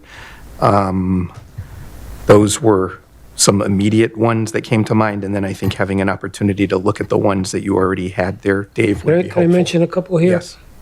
This issue of Eversource and getting an easement from Eversource, can we put a condition on there that, final approval has to have an easement, a final easement associated with it? I understand that it's after we approve, but what happens if we approve this and then they can't get something from Eversource? Then they would have to redesign their whole site. It seemed to me that issue could be addressed by making that condition come into effect at the time of being a requirement for certificate of occupancy. Okay, that's fine. But As long as there's a tie to it, that's fine. I guess I'd also like to double check, because what I don't remember is whether they only needed the Eversource parking if they were going to occupy some of the other areas that are not going to be allowed for occupancy initially. I don't remember that off the top of my head. I thought they might have said they only needed to go onto Eversource if they were expanding Future, the I thought they said operation. future, So yeah. if that's the case, then, they don't need it for the operations if they propose them. I think we need to Yeah. check that carefully. I think they do, because I think the part that they need the easement from Eversource has to do with the runoff. Drainage. yeah. Not parking, not in other words. Okay, and I was thinking of it in terms Yeah. of parking, they raised it as well, I think, right? Yeah. I think the parking was still a little bit below what we had rezoned this for, so we still have to be very clear about that. But I think the easement's important before the CO, because otherwise they'll have to change all the drainage, and they'd have to come back and maybe even change other things. The other thing that I'd like to bring up is, should we put a condition that we're relegating the design review committee to decide whatever's proper? Because we're just looking at, a draft here. And I guess I'm okay with just letting them decide what's appropriate, let them do it. Or could we phrase it a little differently and just say that, they got to go to design review to get confirmation that the final construction plans are consistent with the concept plans that were previously approved or something? I did include that the applicant return to the Design Review Advisory Committee prior to submitting building permits when construction drawing documents are finalized for approval. And I guess if we wanted, we could say and also for consistency determination with the concept, if, that was what was shown to us and that was what was shown to them, potentially. And, Anything else? yeah, and just to be clear, since they said that the sign was just a concept again, and we should somehow write down there that they have to come back and get final signage approval from somebody. I guess design review does that, right? Yeah, I don't know who does that. They do. All right, that's fine. And then you got the ones that Dave brought up here, right? Right, I'd like which- to go over those. So what I'd like to go I mean, I'm have done. more time to do it, but I agree with you, yes. I'm done with mine, yeah. Anybody else with add-ons that haven't been mentioned? I was just curious, one process question about this is not, there would not be an additional site plan approval, right? This special permit includes site plan approval, unlike some other, okay. Anybody else have anything else they want to see added into the condition, or have we? Well, I had just, broad brush considerations that I think fit into, the overall movement of our discussion. One is that as a possible condition that the applicant will adhere to and comply with the recommendations or issues brought up by the town planner in his, I think it's the January 9th memorandum. If I could, Commissioner Deane, so I did include, it's all right, I think this might answer might address some of those. So some of the conditions I had already drafted are, number one, that all comments be satisfactorily revised to address the Health District comments dated December 15th, 2025, Fire Marshal comments dated November 26th, 2025, Town Engineer comments dated January 14th of 2026. I did not include my comments on there. I was thinking the January 14th memo. And the other one is Can I just ask, what do you mean by comments satisfactorily revised? What action are they doing there? Maybe that could just be, again, we can talk about it later, but maybe it should say that all comments that remain outstanding from those 3 sets of comments be satisfied, period. Yes, that sounds I think we better. can refine some of these, for sure. Good point. And the final want to broad include brush it? I would have is sort of a general condition of that before full occupancy or full operations take place, that all applicable life safety, environmental, health, building, et cetera, regulations will be in compliance. I think we should give Dave the opportunity to read through what he's put together already anyway, because some of that's inclusive. He's got 5 to 7 bullets here in place, and then make notes to I enhance think these he's a little got further. pretty much a lot of that already He's in. got it already in there, so, but I don't know, David, if you want to reference the response to the January 9th memo in addition to the 14th. Yeah, or next time you can, right, yeah, actually, that's true. If there's anything that remains outstanding. Outstanding Yeah, memos. yeah, January 9th was engineering, right? right. Right? The one that we didn't have that Dave had on Yep. his screen, right? Yep. So, look, right now, my understanding is so far, we don't have any applications yet for our next meeting, and maybe we won't, but I think it would be really helpful, if we all try to study carefully the next draft that Dave sends out in advance of the next meeting.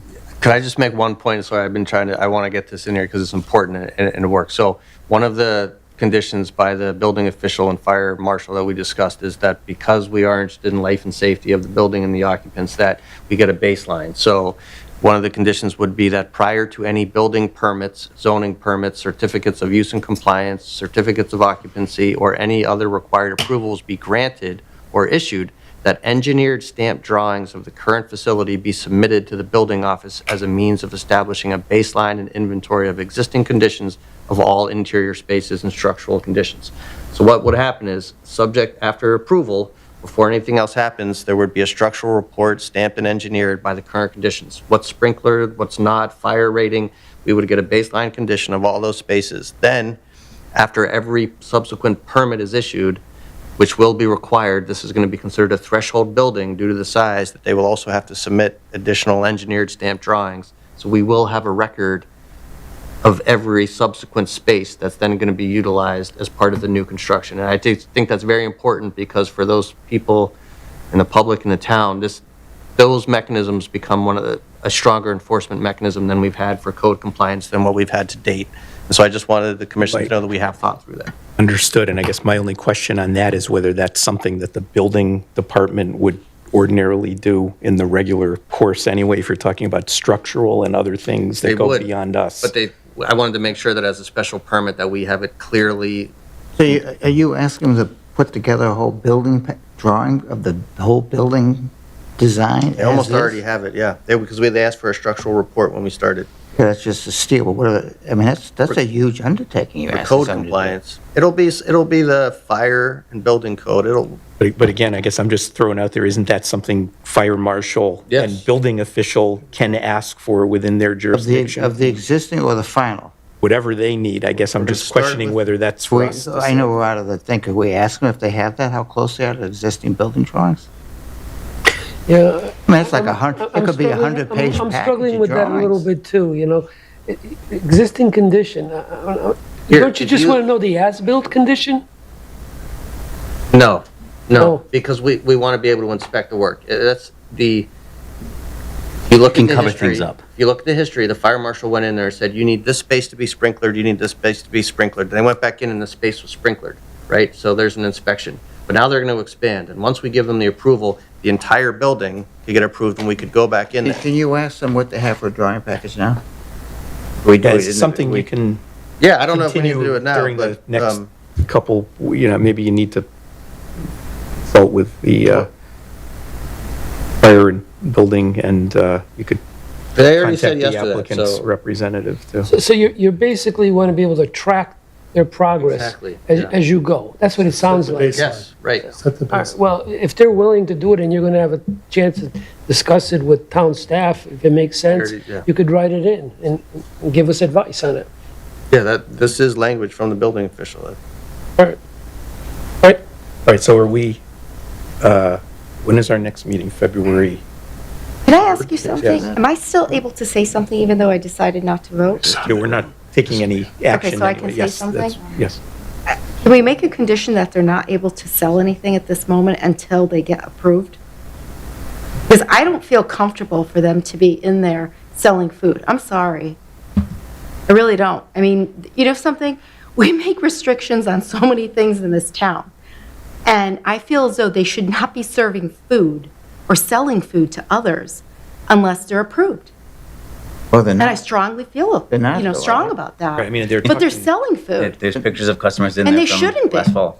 They should be, just like everybody else, they should go through the same rules and regulations. We shouldn't favor anybody.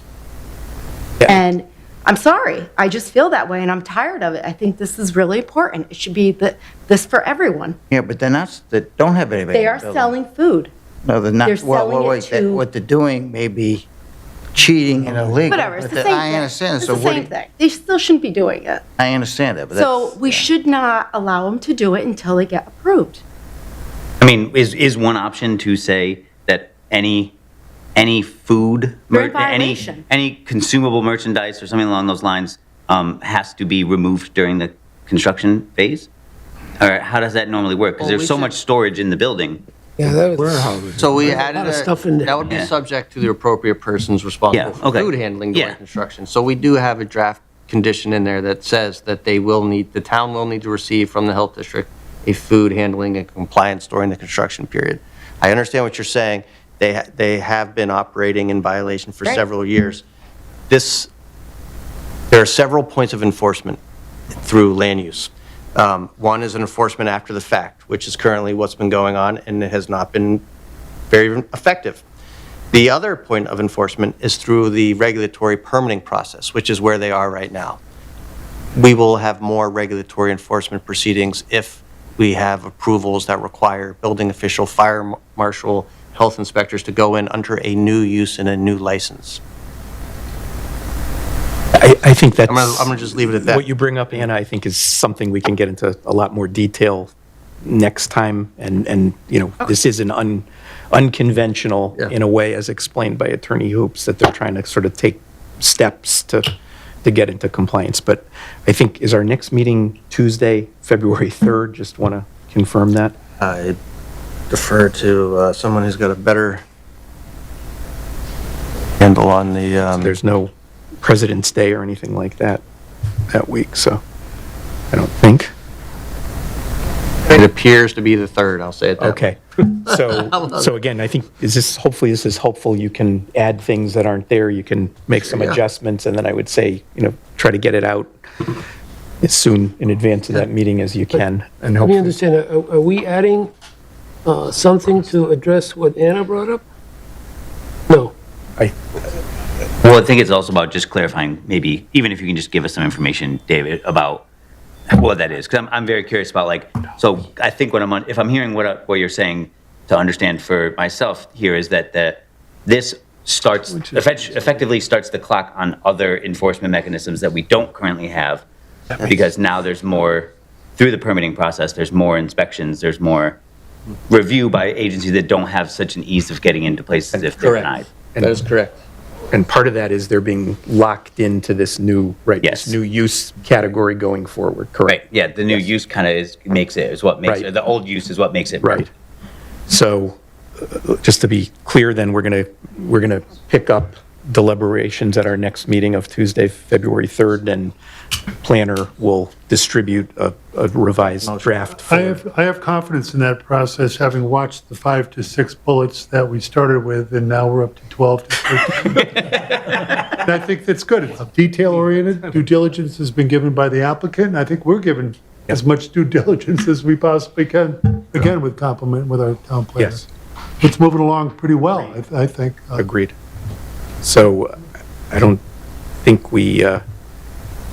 really think we need a motion on this, but can't hurt, I guess, if somebody want to just move that we will continue our deliberations to the February 3rd meeting. Is the move to table this? Don't need to table, just that we'll resume deliberations on February 3rd. It'll be on the agenda then. I'll make that motion. You make that motion. I'll second that motion. I'll second it. All in favor? Aye. Opposed, abstain, okay. February 3rd. Thank you. Are we good to keep going into the next one?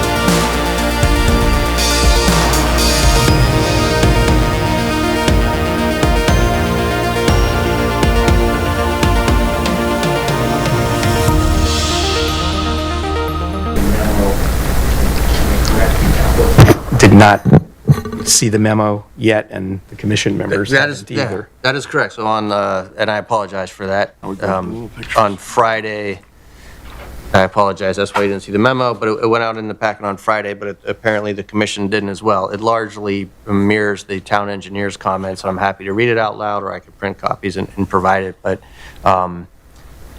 I could also just read it. But again, I don't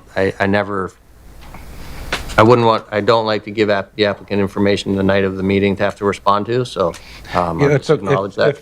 If, for the record, Attorney Matt Kaliwa here for the applicant. I mean, if you say it largely mirrors the town engineer's memo, we've responded to most of that, so if you want to just kind of summarize what's different. Yeah. I mean, to recap, I guess we're like the previous application. We have a long vacant building that we'd like to occupy, and unlike the previous application, I think this one is kind of simple in that it's, there's a previously approved site plan and previously approved special permit, and we're kind of less intense use and in less intense site, development, and we'd like to, hopefully get this wrapped up tonight. But yeah, I'll just quickly summarize, and I do apologize again. I want to remember to address so the memo's dated January 14th to say this was actually ready to go out with the packet. So the fact that it didn't is surprising, but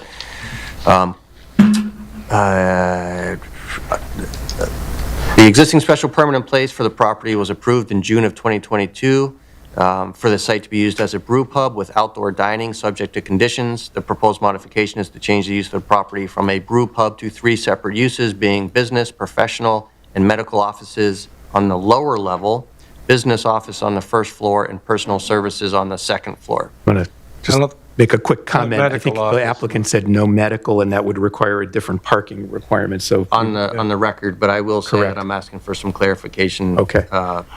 For that. But yes, on the record, you did say no medical at the last public hearing. Right. So duly noted. The comments include that the special permit that's in place was granted based on an on-site parking waiver that was based on an off-site parking agreement. The current proposal, including all 3 proposed uses, results in 39 off-street spaces, whereas the approval in place required 48, a reduction of 9 spaces per the calculations provided by the applicant. The applicant should affirmatively state if they are proposing to continue that parking arrangement that is or was in effect of the prior approval, and that it is intended to serve as support for granting the on-site required waiver. So I think I spoke to Bill today, and we confirmed it. And just as a courtesy, I'd called him a couple weeks ago, let him know that it was going forward, and he coincidentally got back to me today, and in this conversation, yes, that is part of the application. Who is Bill Hart? I'm sorry, Hartseed.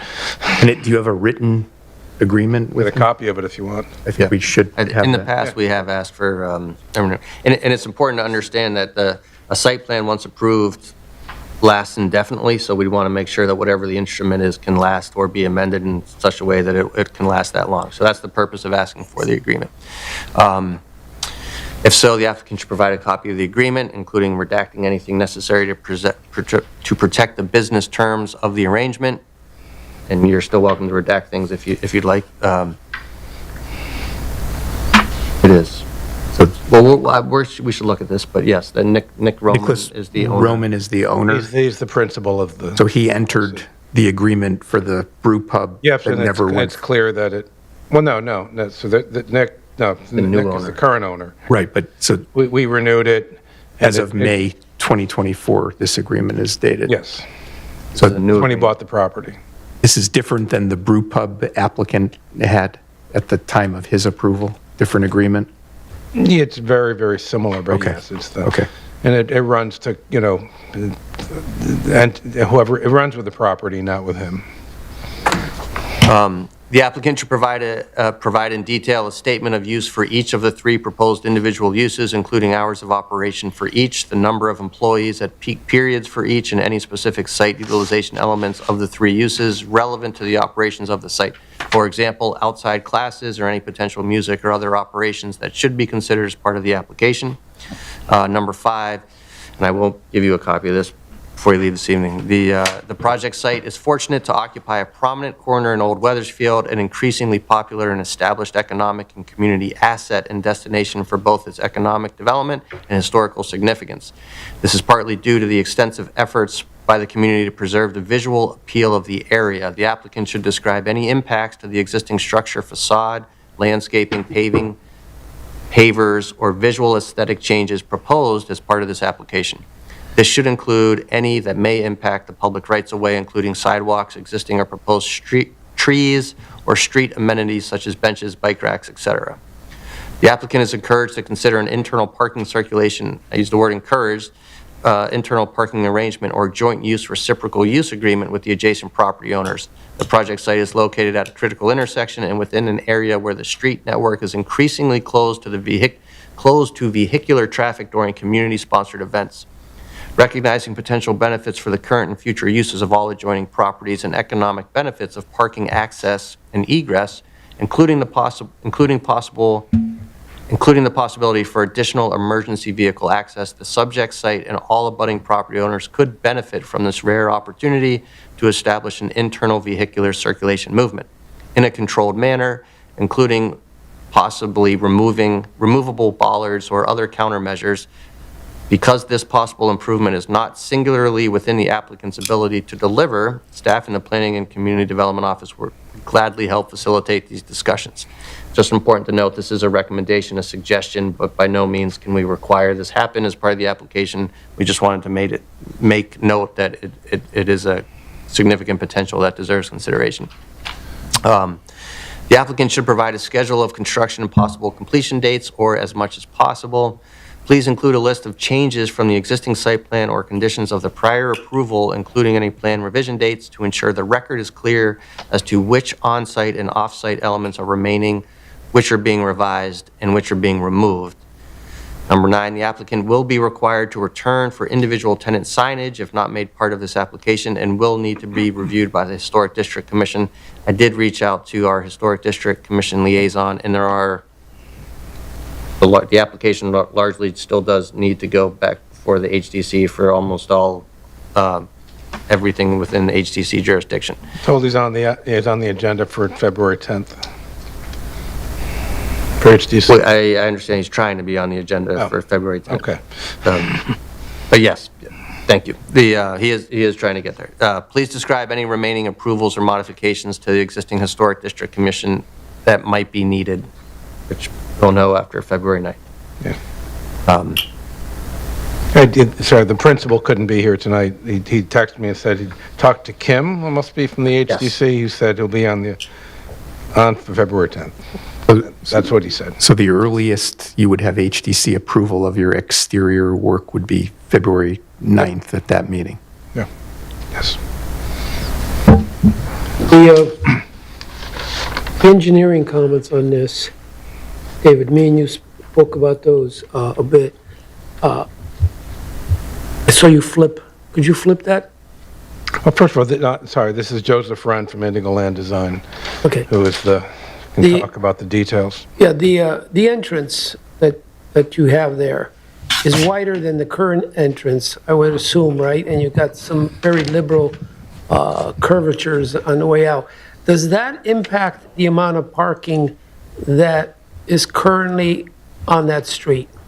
Because you got a wider entrance, does that take out any parking that's available now? Are you impeding any parking that's currently there on Church Street is the question. I don't think there's any entrance there now. Is there on Church Street? No curb cut? I thought there was. The parking extends that far from them. Hence the reason for a description of the changes from the old site plan. The old site plan in place did have an apron. Right, it did have an apron, right, yeah. So the question Not that big, though. Well, that's Yeah, why the So, engineer. yeah, this is a bigger apron, so the question is does it impact any parking on that street? Because if you affect the parking, then we're losing some parking. We just want to know that. Looks like 3. Yeah, I don't know. For the record, Joe Wren, professional engineer of Indigo, the city brook.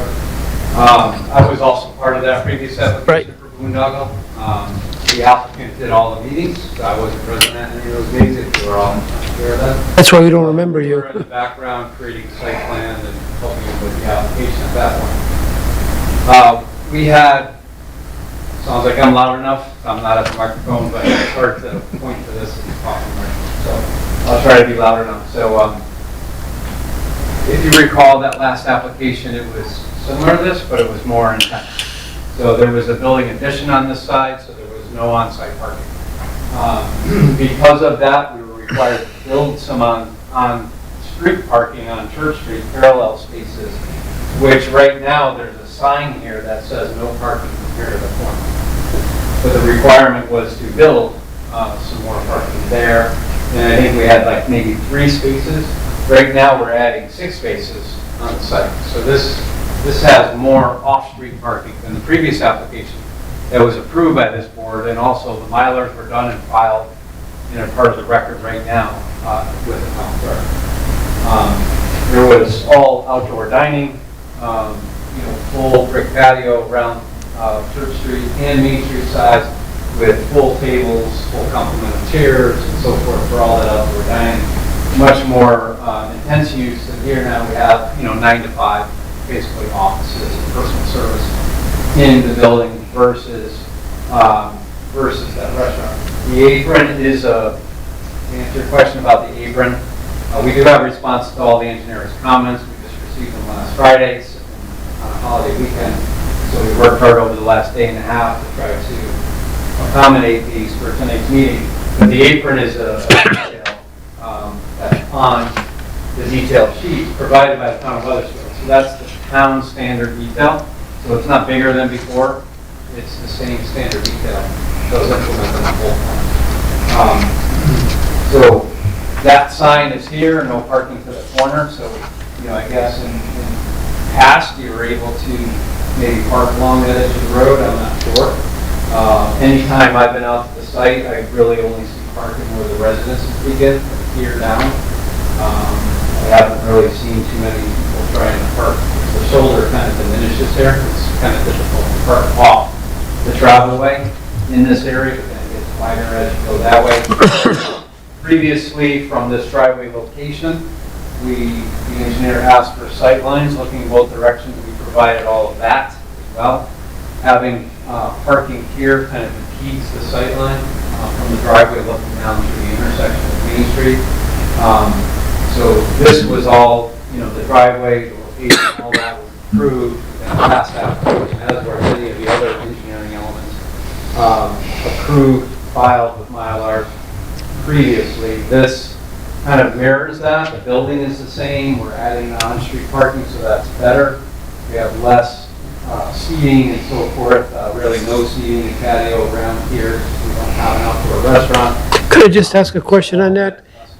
The last one we saw had a couple tables there. Are the tables gone now? Several tables, yeah. So instead of, this was all brick patio. Yeah. When you said last one, Peter, do you mean the last one 2 weeks ago? presented, Yeah. No, it's still there. It's just, it's much smaller than what he's saying is from the All brick right, so side. you're just not showing it here, okay. So the applicant, the owner, asked us to remove the patio. We had more extensive patio, kind of like the last application, and just have the brick sidewalk around now, and then have just grass. So if they choose to put tables on the grass, they can do that. But I thought you meant the previous application. We had a slew of tables and chairs and everything out there at that point. So we don't have that. This would just be grass and landscaping, and then we have a brick sidewalk around to the Main Street entrance as well. Excuse me, wasn't the tree an issue with boondoggle in the front yard? I think that was because they were talking about parking, Yeah. if I'm not mistaken, additional parking on Main, and that's not part of But it. they had to build a new space. I think it jeopardized. Yeah. Okay, so that was all solved then? Okay. Yeah, And- so back then, obviously, the huge trees, the 2 trees Right. out in the front, adding any continuing or extending the parking here, there was concern about the health of the trees and the roots of the trees and so forth. So one version of that application, it's not really pertinent for this application, but these 3 spaces on the end, because there was a comment about handicap access to the building, the use, it's been vacant for a long time. So we were converting 3 of these end spaces to 2 handicap spaces with an aisle. And we had all the provisions coming to this entrance. There was a handicap lift on the Main Street side to get folks up into the building from there. That is now all gone because now now we accommodate that on site. We have 2 handicap spaces on site. Didn't Boondoggle get permission from the church to park in? I don't think they got it from the church, from Heartseed, and we have the same parking arrangement. Oh, you do? Okay. Yeah, they had a similar, for all the seating, all the parking they needed, and actually 9 more parking spaces than this use does. They had a very similar parking agreement at the time, which this owner now has as of 2024. Since you said that you addressed the engineering comments, I see you have the 2 handicap spaces that the engineer brought up, right? So you've reconfigured the handicap spaces? Correct. So we had them here previously. Right. Correct, Peter. He wanted us to have it just a little bit closer to the entrance. Right, right. So we rotated those down. Initially, we put them here because the distance is close to the same. The slopes are reasonable for ADA access. But we were just having people travel from the space to this point, the entry point, parallel to traffic rather than across traffic. Right, right. So this forces people to come across the traffic, but it's a short distance and it's only... Yeah, I think it's a good solution, and you probably have better slope from there to the stairs, right? That is correct. So a lot of these are covered in all these comments, so what we were talking about earlier is I could just quickly go through these comments one by one. Yes. Instead of just kind of bouncing all over. And just very quickly to I address... mean, the only ones of significance I saw was the handicapped and the stairway. He asked you to move the stairway. Everything else was pretty minor. So now that that's on the table, we'll talk about that one when I get to it. I'll All right. skip over that one, but, so the handicap spaces, yes, did move here. As with these different dimensions and that rearrangement, there was a light pole here. So that light pole became like right at the edge of the brick pavers now. So we just moved that light pole here. And we also modified further from the residential property line. The photometrics worked before, but they even work better now. The light's further away, and we have a new copy. I brought 4 sets of the revised site plan, 4 sets of the photometrics plan for you. And then they also asked for turning radius for some of these, so no one has to back up. Right. So I have all that. I can hand that out momentarily. Maybe as I just go through these comments very briefly. I know it's late, it's snowing like crazy outside. Everybody wants to get home, so do we.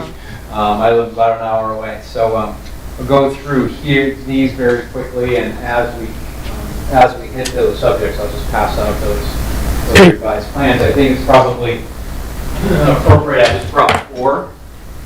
So we all be nice and share. But these are fully revised. These were emailed. Thank you. Earlier today to the town. Grab my letter. I guess I'll knock one of the issues off real quick while you're passing it out. With respect to a potential reciprocal easement agreement with the, I'll refer to the Comstock Ferry property, show my age. And we'd love to, but can't force the other property owner to do something that, so we don't have that in place. And I guess I would add that right now you can go through that property from Main Street to Church, just not through our parking lot, just continue through. But that would make sense, but we don't have that to offer. But Matt, what the noisy here? What was suggested by David, our town planner, is that the town would be willing to work with you and your abutting neighbors to see if it's possible. I understand you have no control. Right, I think Nick may have approached them and it was kind of rebuffed, but the town do you have the ambition to try, I guess is my question. We're game. All right. And we obviously would probably need to be done quickly before we build a parking lot. Understand. So Nick, the owner, has said to us that he looked into that. It didn't seem like there was going to be some type of mutual agreement or need to have that connection through there. And you also have to kind of think about that. We have an intersection here, so people are going to use that as a shortcut too. Bypass the traffic lights, bypass pedestrians, and go through there and use it as a shortcut. The other negative thing about it is we would lose these 3 parking spots. We have 3 very valuable on-site parking spots right now to get people off the street safe. If you came through there, you'd lose all 3. So I like interconnections. I think it's a good planning thing to do on adjacent businesses, especially ones that are parallel. Get them out of corner, you can go shortcutting through, and then it becomes more dangerous for pedestrian vehicle conflict through there. So I think with that, going through these comments, the engineer had these comments. We received them late last Friday of the holiday weekend. Monday was a holiday. So we took Tuesday and part of today to try to go through these and update these plans and provide them to you at the meeting tonight. Everything was, generally overly minor in nature, like one of the commissioners said a little while ago. You can see the plan essentially looks pretty close to how it did before. So there's really nothing major on here, but I'll just go through the details quickly. One just had to deal with the connection of the abutting property. We just talked about that. 1A had to do with the handicap parking. We just talked about those. 1B had to deal with the stairs. Right. The commissioner just brought up. So the stairs do come out here, but we do have 24 feet that were required for two-way traffic, and you can see it kind of. What we did is this radius here, we had much flatter radius here, so we had more brick pavers, more opportunity for error. So what we did is we reduced that down to a 5-foot radius to make that tighter. Like when you're pulling out of a Dunkin' Donuts and they don't want you to go left, only right, they channelize you in that direction. So we channelized the traffic here. And then we also included a bollard at the end of the stair there too, so that it protects it from traffic as well. So we made that radius tighter. Now we have this nice line that goes right up in there. There's a small portion of the building here too, so if you follow that line right down, you can see nothing really juts out into the flow of the traffic. And just in case, we just added a bollard there too. Just in the off chance that a car did want to get close to that area. 1C, turning radii. So what we did here, and I'll pass these out too, just so very simple for you to see. The two tightest parking spaces on this new configuration, we showed the passenger car turning radius from those tighter parking spaces, and we kept the north-south dimension when we flipped the handicap spaces here, and we made the aisle between the two spaces. We're only required to have that 8 feet wide. We made that 11 feet, so it's 3 feet wider than necessary. And the purpose of that is, and we're not showing it in those turning diagrams, but if someone wanted to, they can actually fully back up. Regular space is 9 feet, this is 11 feet. They can easily back into that area that will never have a car there and pull out if they had to. But if that was blocked or being used, these turning diagrams show that those two tightest spaces, I think it was 4 and 3, can back out and get out of there without backing into Church Street, which was the engineer's comment. I'm curious, what size cars do you use for that analysis? The standard passenger cars. So those are AASHTO standard size passenger cars. I mean, if you had a dually F350 that's 20 feet long, it would, it's going to take a little few K-turns. But for standard parking, remember, 2 of these are handicap parking spaces too, so the chances of them being both full at the same time on an everyday basis is probably very much. So there'll be more open space there. You have 8 foot wide, you have 11 foot wide, so even if one handicap space is open, you still have another 19 feet that cars can use, practically speaking. 1D, the van accessible aisle. Again, we made that wider. Standard, ADA standard is 8 feet, it's 11 feet wide. We talked about possibly using that for turnaround if needed, but it's not necessary. 1E, just wanted us to add some spot grades at the corners that we did, just to show that all the water drains down toward the gutter in Church Street. We've added that for clarification. F, the 33 off-site parking spaces. He wanted us to show it on a map, so on the location plan. Up in the upper left-hand corner, we included its relative location to the subject site. And he also wanted us to add a cover sheet to the plan. So on the cover sheet, we did a much larger scale map. And we showed the Heartseed location and we showed the subject location on there. So you can see its relative location to the north, approximately 600-700 feet. G, all on-site parking spaces will be available on first come, first served basis. So he was asking, the engineer was asking if any of these were going to be dedicated for employees or customers or whatever. And we had just said that, you know, there are only 6 there, so first come, first served. There's a parking spot available. It's available for clients or employees, whoever parks there. If whoever are tenants within the building, if they want to reserve some of these for their tenants, or if they know they are their customers, if they know they have handicapped customers coming in, you know, they certainly can have their employees either park on the street or park in the Heartseed lot. And the current lease doesn't have any reserved spots on that? Yes. Yep, that's G. Two. Comment number 2. So cover sheet, we just talked about that. He asked us to add this to the plan. It wasn't required in the previous application, but we added that here per his recommendations. The boundary topographic survey map, this was also submitted. I have a copy of it here, but this was also submitted and recorded with the last application. So this is recorded with your town clerk with the previous application. That's on file, hasn't changed. It's an existing conditions map done by Paul Hallisey. Can I just interject? So I think this is one of the benefits of having that list of, so this will remain intact as part of the site, as the authoritative governing document for the site. Will you be refiling it, if approved, would you refile this, or was, that's what I'm trying to determine with that comment. Yeah, the site plan, yes, because there are changes for Yes. this new use. This, there's no changes to it, so it seems redundant to file the same thing. Was it filed as, is this a standalone survey of the property, or is this is the existing conditions? Existing conditions standalone survey of the property, yes. Yep.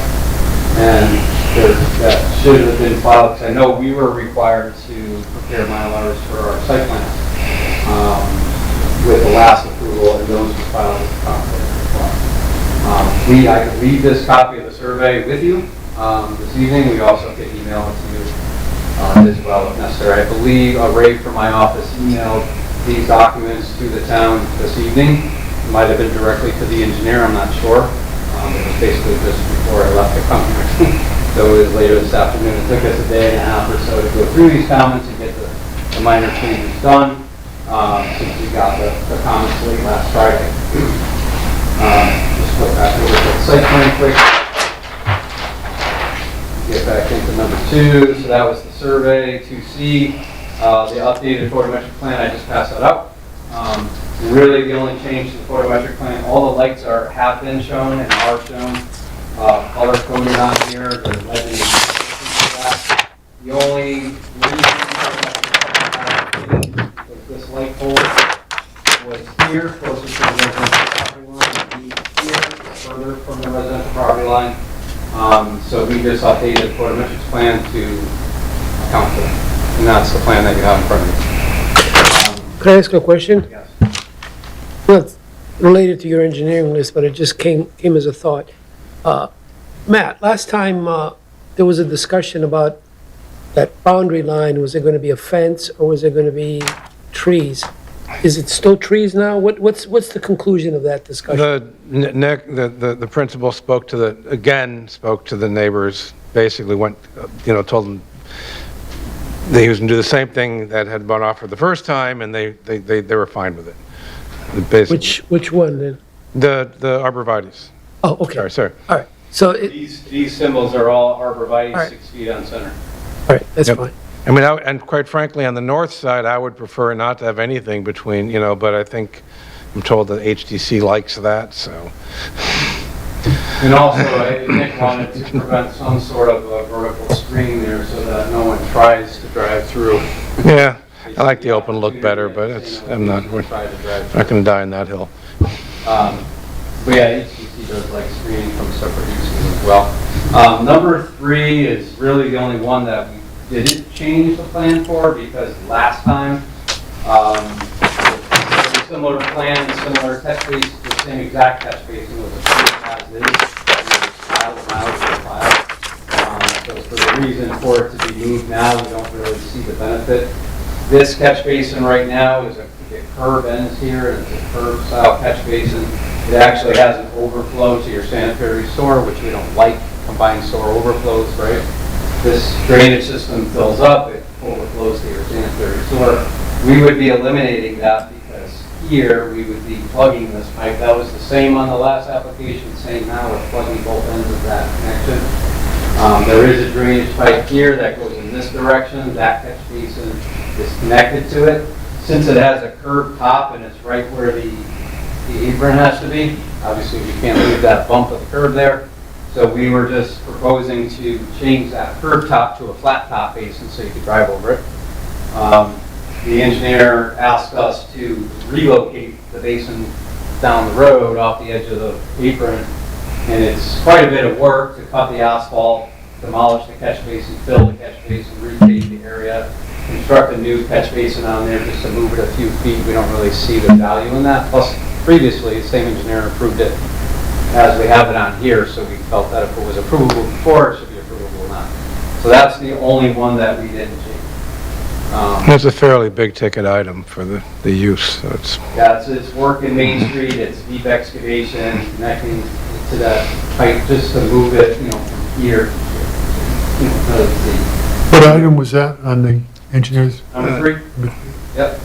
See how catch basin top.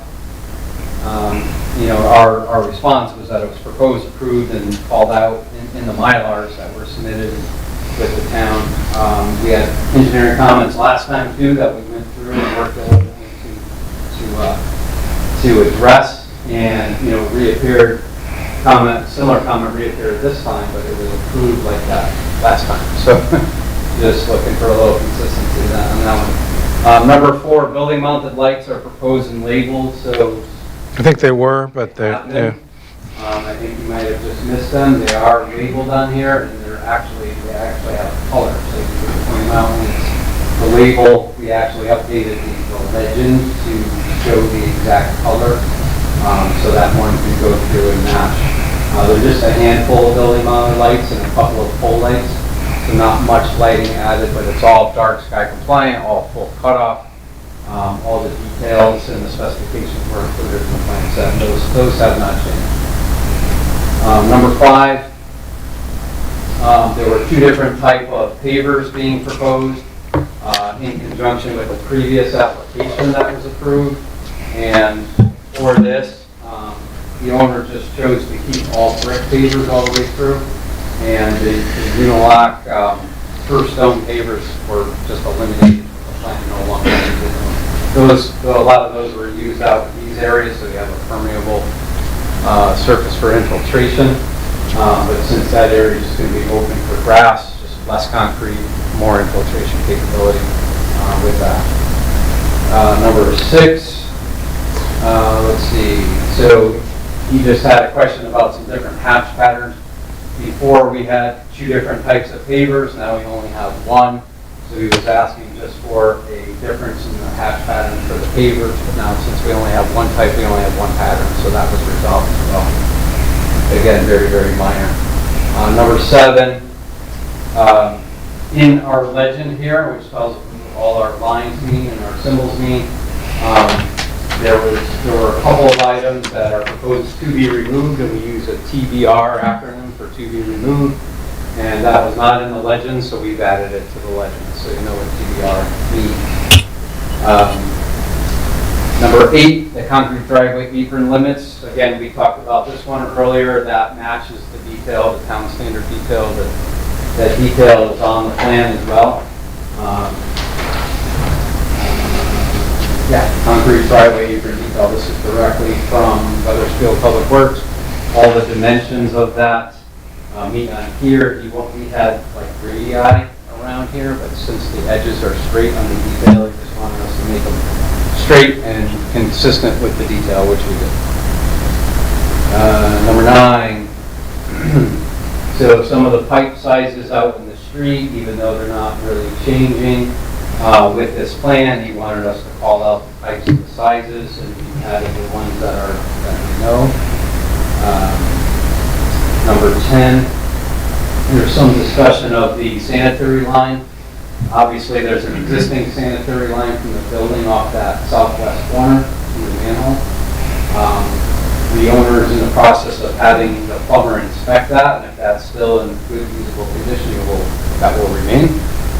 If he does need a new one, a new ladder would be installed as shown on here, but that's to be determined. But either way, we have the information whether they keep the existing or they do the proposed. They have the information to number 11, let's see. There was a question on if you needed a second water main for a fire sprinkler system, but this building, between the use and the size of it, does not require fire sprinklers, so therefore it does not require a fire water main, a separate fire water main in there. The brick building, there's some wood inside, but it's a pretty solid brick building built by the Masons, but I think that would be let's see, that's 11. Number 12. There was some discussion about three-phase power. And again, similar to the last application we heard tonight, a lot of this stuff goes back to the building official when you get a building permit, electrical, and all that. It's kind of beyond the purview of planning and zoning. But we have a bank of electrical meters here that once the power requirements are determined, we would most likely go out and connect to the poles and street electric meters here with bollards. Can I ask a question about that? I think it was are there 5 meters proposed? I know. I thought I saw somewhere 5, and I know there are 5 meters proposed. I think there are 4 tenant spaces, right? And then there's 3 tenant spaces. Meters. that's what I was wondering about the 5. And I think it's 4, but this is not the only place that that's happened. And ultimately, the utility companies will say what they want. But I thought I saw 5. Yeah, and I know that they usually want 1 for the common areas, so that's 4. And then the 5th just for the utility. That would be 1 more. So the way that I understood it is that one of the floors is going to have 2 potential tenant spaces. Ideally, 2 floors separate. Ideally, the first floor would have 1. Okay. But I mean, so sometimes it remains to be seen. In case a space is split or divided inside. Say if they had attorney's office A and attorney's office B, and separately metered. I could ask the applicant on that. We presently show 5, and then there are gas meters too. There are 4 gas meters. So again, that kind of tells me that he might be dividing one of the floors because we don't have an owner of gas meter usually. But we can look into that. Either way. A lot of times what I see on these larger buildings like this, they may have a tenant in the future that only requires like half the space of the floor. And then, so they would lease the space, the other half to a different tenant. So then they would be separate or not share. So sometimes they keep an extra one in there so they can do that. But we'll clarify that. All the uses in the building that start on day 1 with the certificate of occupancy will be all part of the statement of use. What you have, everything that's not sheet, let's see, number 13, again, very minor comment. There's construction entrance here that we were adding, and just wanted us to kind of align that with the entrance and kind of extend it to the side a little bit, so we did that and showed that change on this plan, very, very minor. Again, not really a zoning related item. 14, silt fence. Silt fence was on the plan before, but it was difficult to see because we had highlighted in green the landscape areas, and underneath the green shade was the silt fence. So it was difficult to see. So we just eliminated the green shade, we cleaned it up. Silt fence is shown as it was before around the perimeter of the property, and details included on the plan as well. 15, details for the handicap parking sign and the bollard. He asked for details of that, and we added those to the sheet. And I can tell you what sheet starts with the second one. Yes. So on sheet 205 now we have the handicap parking space detail. The van accessible, we show the location of the sign and the bollard, and then right above it, we have the detail for the bollard with the sign on there as well. Number 16, permanent trench repair detail has been updated. So the trench repair detail just had some like 5-inch pavement thicknesses for major roads and Wethersfield, and there were a couple different references, and we just removed those references just so there was no on that. Since Church Street is not considered a major road in Wethersfield, we just didn't want to have any confusion with that. Church Street is the only one that we're going into to grab utilities, so that's why we wanted that. 17, there was just a leftover note from the previous application with Boondoggle. Because when we were adding the on-street parking, he wanted us to put a new catch basin in because of the added pavement. And then we had a pipe going across to connect to this catch basin. And since it had to be very shallow, we used a class 5 pipe, which allows traffic loading over it. So since we don't have the on-street parking, we don't have that new catch basin, we don't have that pipe, we just eliminated the reference for that. So again, very minor. Good catch on his part, just very minor. Part of one of the notes over here and buried into it. 18, the legend, he just had some general questions on the legend to be coordinated with the site plan, that's all. We went through that. The legend, as printed, was a slightly different scale than this. So some of the text, some of the letters were small or different.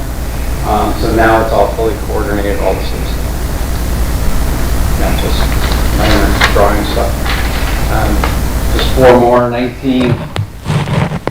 Existing monuments, so this goes back to the survey map. Again, that's on file for this property now. In a paper file, possibly even in the clerk's office.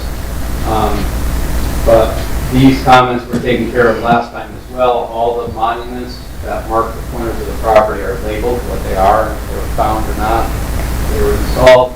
And then he also, a comment from previous, he wanted coordinates on all the 4 property corners, probably for the GIS system. And all of those were added previously. This wasn't changed for that. This was done previously. That comment was addressed before. Still applies now. Number 20, hatch patterns. Just kind of mirrored an earlier comment about hatch patterns and the lightness or darkness of it on the site plan for the brick patterns. Those we tried to make more clear. I think they kind of show up pretty clearly now on the site plan. But these hatch patterns with the brick, you can kind of clearly see where the brick will be on the site. 21, all final site plans, of course, it is a requirement by Wethersfield that once we get final approvals and the plans are all set, that we file Mylars with the town clerk, and at that point, everything has to be signed and sealed by the engineer or the surveyor. So that will happen. We don't like to sign and seal plans early, just because if the wrong plan that's not approved by you gets in the contractor's hands, then we have a problem. And it's happened before. So signing them early is not a good thing to do. Signing them when they're all done, everything's addressed, that's the plan. Last comment is, was just, there was construction note number 12 on here that just wanted some of the language for the parking lot striping. And we modified that. So you can see that mostly everything, parking lot striping, construction entrance, lighting, legends, some drawing stuff, scaling, hatching, very minor stuff. We've addressed it all. We didn't want to come here empty-handed tonight, so we revised the plans. We have full written responses to the comments. This was his memo. I didn't do that as part of the record, but that's everything that I just basically went through. That was emailed to him earlier today as well. So, we feel that we've been very thorough, very responsive, getting that kind of last minute before the meeting. We kind of jumped on it to resolve all of those issues, except that one catch basin item. So if you have any further questions, that's why we're here. We'll try to answer them. I just have a quick one. Is there any on-site detention or treatment of stormwater on the parking lot proposed? There is. Very similar to the previous application, we have, first of all, we're using pervious brick pavers that are dry laid. So that opens up some of that, and then we have these 3 dry wells, 1 there, 2 on this side, and all the roof meters always just discharge to the ground, basically. Now they're connected to these 3 dry wells with stone around them for infiltration. And how about from the parking lot to surface itself? Surface itself is dry laid brick pavers, so you will get some infiltration on that. Any excess runoff that it's very relatively flat slope from the back to the front. There's not even a foot change in grade all the way across there. So because of the nature of the brick pavers being dry laid, you will get some absorption, some infiltration.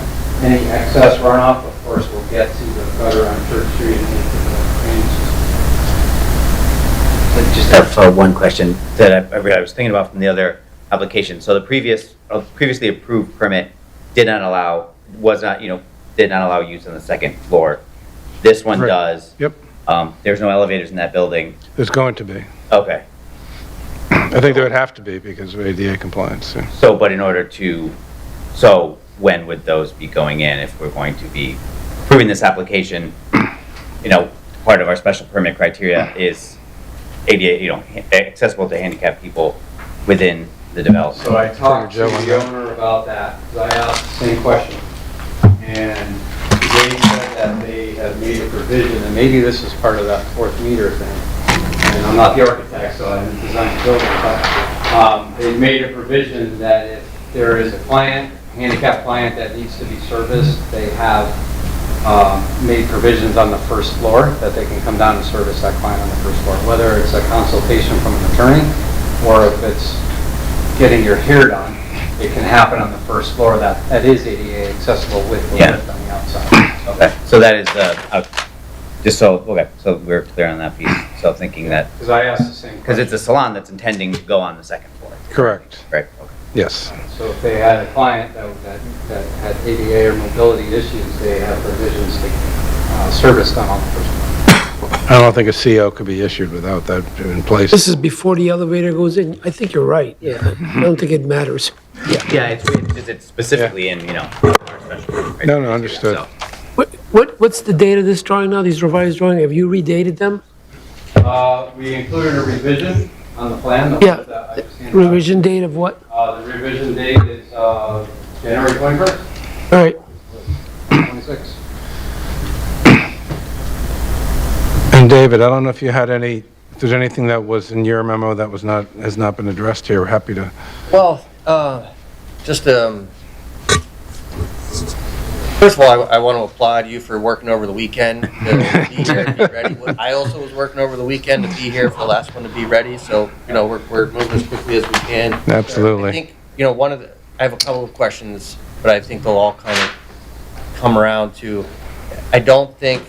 Well, I know that the town engineer hasn't received those revised plans, which they seem, this is good, this is great, and they seem very thorough and complete. This is the most complete that we've received to date, but he hasn't seen that, so the commission will have to determine if they're comfortable approving that without getting those comments closed. The question is, the last application, and this is why it was important for both myself and the town engineer to understand, and I guess we're kind of on this point, is what of the last site plan specifically is for example, the existing condition survey, that's part of the last site plan. And I don't want to put words in your mouth, but it sounds like that was already on file, and maybe there was a question as to whether or not that would be refiled again as a complete set, or if it should be referred to, because this is a site plan and special permit modification. So really, you are just modifying what could be a couple of sheets, a couple of floor plans, which is one strategy, or you could refile a whole set, all the Mylars. The benefit to doing the whole set is we have a whole new set that we can refer to that kind of is a clear record of what's being approved versus, but there's a cost to that. Otherwise, you could do sheets at a time. And that's why I was asking, and unfortunately you didn't get the memo, either did the commission, just to reconcile that. I guess I don't need to do that right now for the record unless you want to. But part of that, the other important thing and I want to be clear, is I know the last application, the applicant had offered to construct those on-street, off-site parking spaces in lieu of the on-site parking because they were so short on parking. Now, it sounds like the applicant, which, just another point, it does seem, well, now we have a new parking agreement with the new property owner, so the old agreement is now old. That's another, so the agreement that was in place for the prior use is null and void because now this applicant, Mr. Roman, has a new agreement, so we would want to, that's a new element, for example, specific to this site plan. I just use it as an example to understand, what's still intact. If I could address that, I'm sorry, with respect to the parking agreement, it's basically the same parking agreement. It's just, it's the same, different parties, same terms. So it's the same as what was approved as before. So I wouldn't say that's new, it's just longer, extended. Understood. And the other thing is, I'm sorry, Just a reconciliation. So, First for question, example, that's why it's helpful to know we're still using the off-site parking agreement, but this one is with the current owner, which is good. Right, and it runs with the land. Okay, so that's why those details. So okay, so that is not, there's no change there. It's the same from a land use perspective. It's the same. It just happens to be a new party to the agreement, and it runs the land. When it comes to the off-site parking. No. I'm sorry. You had 2 points there. Well, just. I'm sorry. The survey. Yeah, the survey. I don't see any reason to refile a survey because the survey is just showing what's there to begin with. The site plan is what's being proposed. The survey is what's already there. What's already there hasn't changed.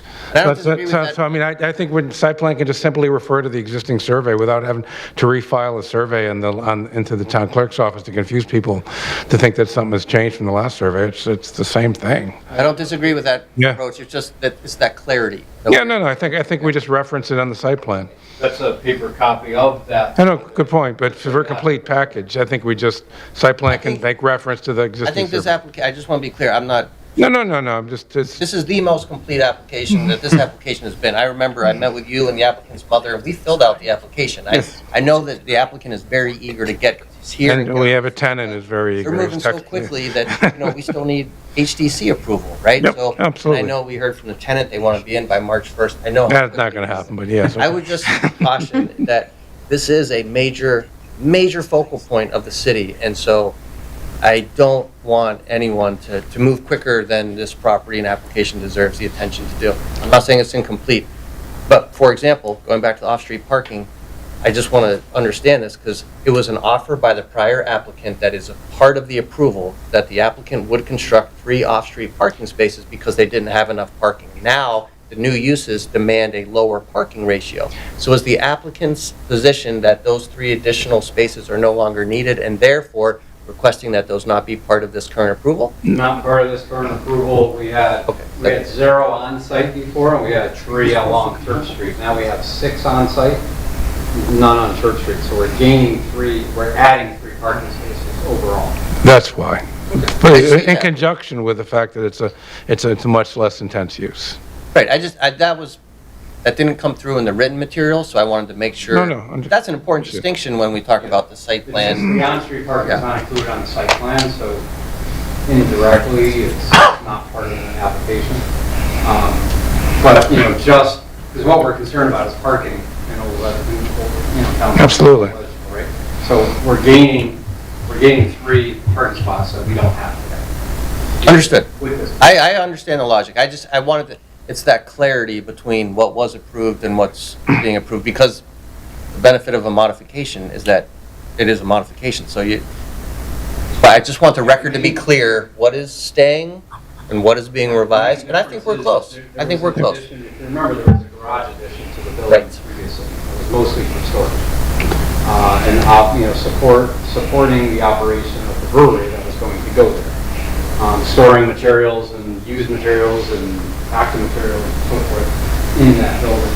That was taking up the parking lot on the west side that we have now. Now we're proposing a parking lot, so we're not proposing an addition to the building.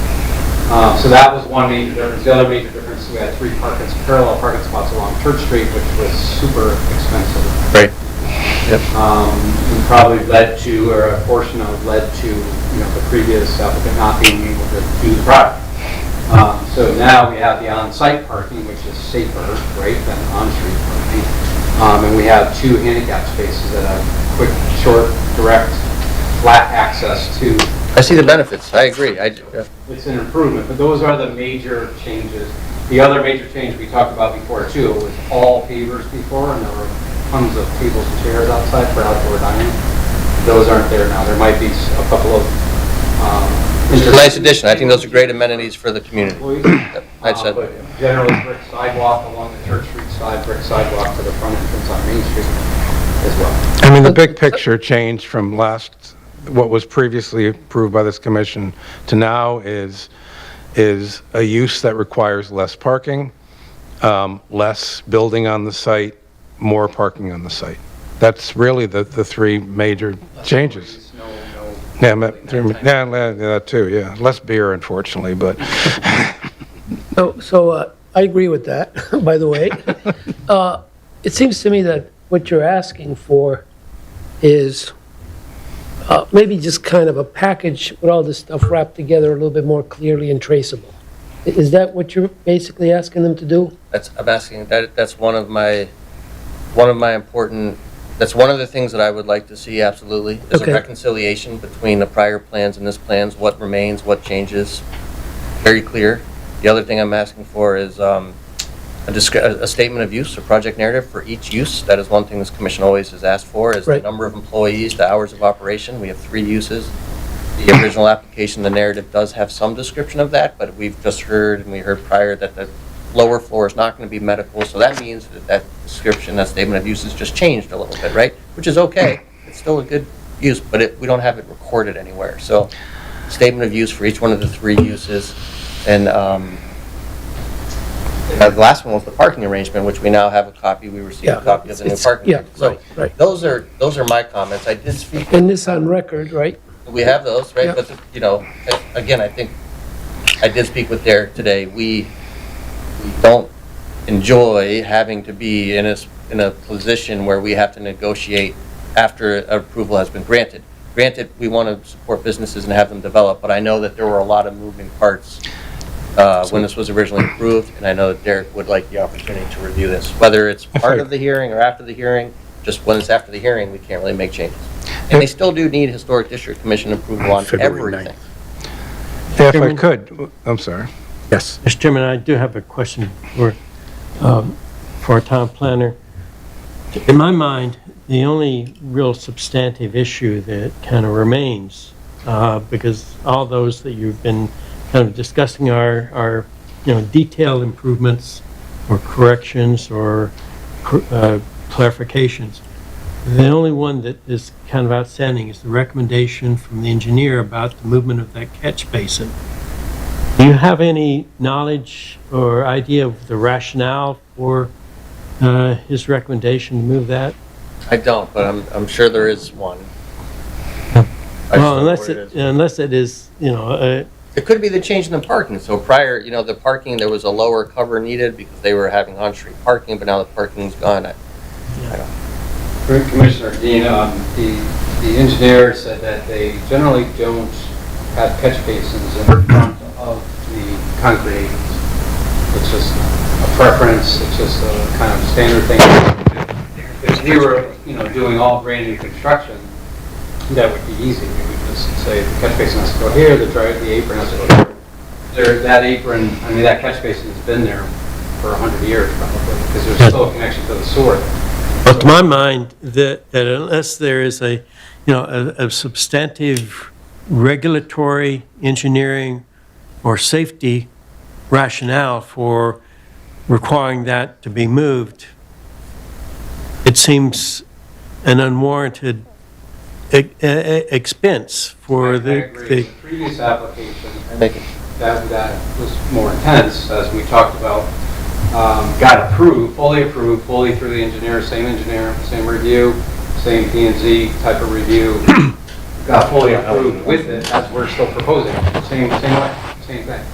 And the milers were filed, so, Dave made a comment before that this is really a modification of that previously approved special permit. The previously approved special permit allowed the catch basin to stay. Yeah, well, my impression about, overall about your proposal is that that the only real essential difference between the prior use and this proposed use is the occupancy of the second floor, but overall, the project that you propose is, in terms of numbers of people on site at any one time, it's less intensive than the prior proposal. Yes. And hence, in my mind, I would support it. If I could address you had a question about the number of employees. I mean, my understanding of the way zoning regulations work is you regulate the use, and the use is approved. Can't tell somebody how many people to have there at a certain time, or minimum, maximum. The second floor tenant, said there'll be like 3 to 4 people there on average. The other tenants are speculative. I can't tell you if they're, exactly how many. It'll be an office use. And so kind of hard to give a narrative on how many employees will be there for someone who hasn't signed a lease yet. But it'll be, be compliant. The use will be compliant with regulations, and that's what's required. I don't know how to answer that. I think we typically review the hours of operation, for example, and I think certain uses. I think that was covered last time. I don't forget what you said. Certain uses, but it was you can tell us. 9 to 6. Certain uses, you can tell us how many beauticians are going to be on staff, and so forth. But did you have? I did, yeah. So just in the interest of time, I know the applicant's under the gun. They could. It doesn't sound like the uses are in question. It is the civil and site design, and the town engineer would like the opportunity to respond and review the comments. It's up to the commission if they want to leave the public hearing open or not, but the town engineer would like to be able to introduce his responses to the commission as part of the decision. What is your I recommend keep the public hearing open in case we need to hear from anyone. If that were done, we'd like to hear back from the town engineer with some reasonable time to respond. He actually offered to meet. We can meet before the next meeting and sit down and discuss this. We think that might be most efficient. If necessary, yeah. Or via Zoom. I hate to make you drive up an hour, but once he goes through those responses and the new plans, I think he's really going to have nothing left. The only discussion you're going to have is on the catch basin, his philosophy versus yours.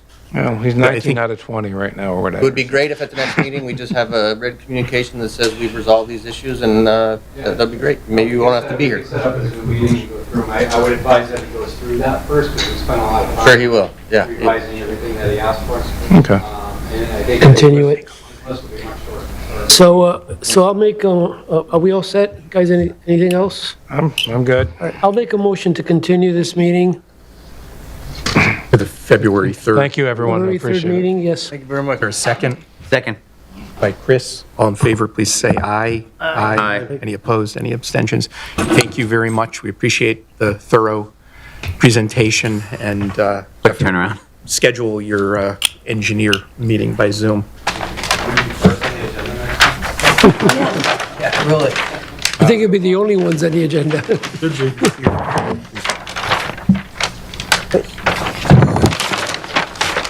This is a public hearing for the conservation development.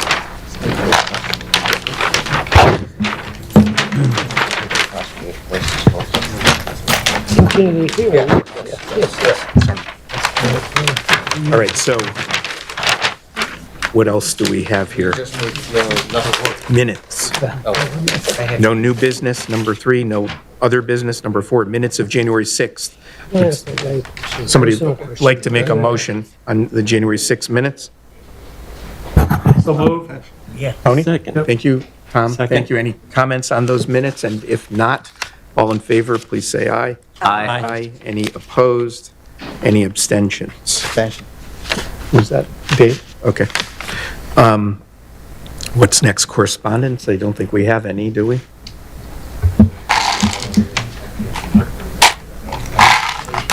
Okay. Wait, is that in the packet? It is not. No. And actually, I meant to, if I could, under business, can I just say under commission business, this has been happening a lot, so Chris, You use digital file, you use what's posted online, which thank you very much, that saves a lot of paper. However, what's increasingly happening is we're getting late communications, so by the time the meeting happens on Tuesday, your packet is now out of date. We're trying to do a good job with keeping updates, but I think we're going to get better. The office is going to get better. We're going to get better, but this is a simple. What happens is we can't say no to materials for a public hearing, so whatever comes in, just know that the application, the agenda packet that we send out on Friday is out of date. In fact, now we have both applicants tonight, the plans that were in the packet online were out of date and replaced, in one case twice over the course of a weekend. So I just be aware of that. I just want to bring that to your everyone's attention. And I don't have a solution, but I want you to know it. So any staff reports? That was it. That was it, okay. And in terms of future meetings, so there's no public hearing items for our next meeting other than the ones we continued at this point? Correct. Okay. And we will need to have a plan of conservation development public hearing for the middle of February. So that would be, is that the 17th, or does that one get shifted because of President's Day to a Wednesday? I don't remember, but. I should know. President's Day is Yes. looking at. Oh, yeah. Is that Hang on. something we should be establishing now? I'll just do it. I just want to make sure the commission's aware of it. Okay. We'll just do it. It's coming. Okay, yeah, I guess just let's just look if that is a Wednesday, let's just see if anybody anticipates a problem being here on a Wednesday. It is going to be a Wednesday. It'll be the Wednesday, the 18th. Anybody have issues with that Wednesday meeting? Wednesday the what? Is it the 18th? 18th? February 18th? St. Patrick's Day, right? Why are we having a Wednesday meeting? It'll be on the That's my daughter's birthday. Just want to make sure. Why is that a off meeting? Is there something going No on? action necessary. Okay, so with that said, is there a motion to adjourn? So moved. By Tony, second by Pete. Pete, all in favor, please say aye. Aye. Aye, So opposed, the 18th, abstained. right? Thank you. We can take it. You're right. Keep this agenda, this packet for the next meeting, or get it away for recycling? Better ask.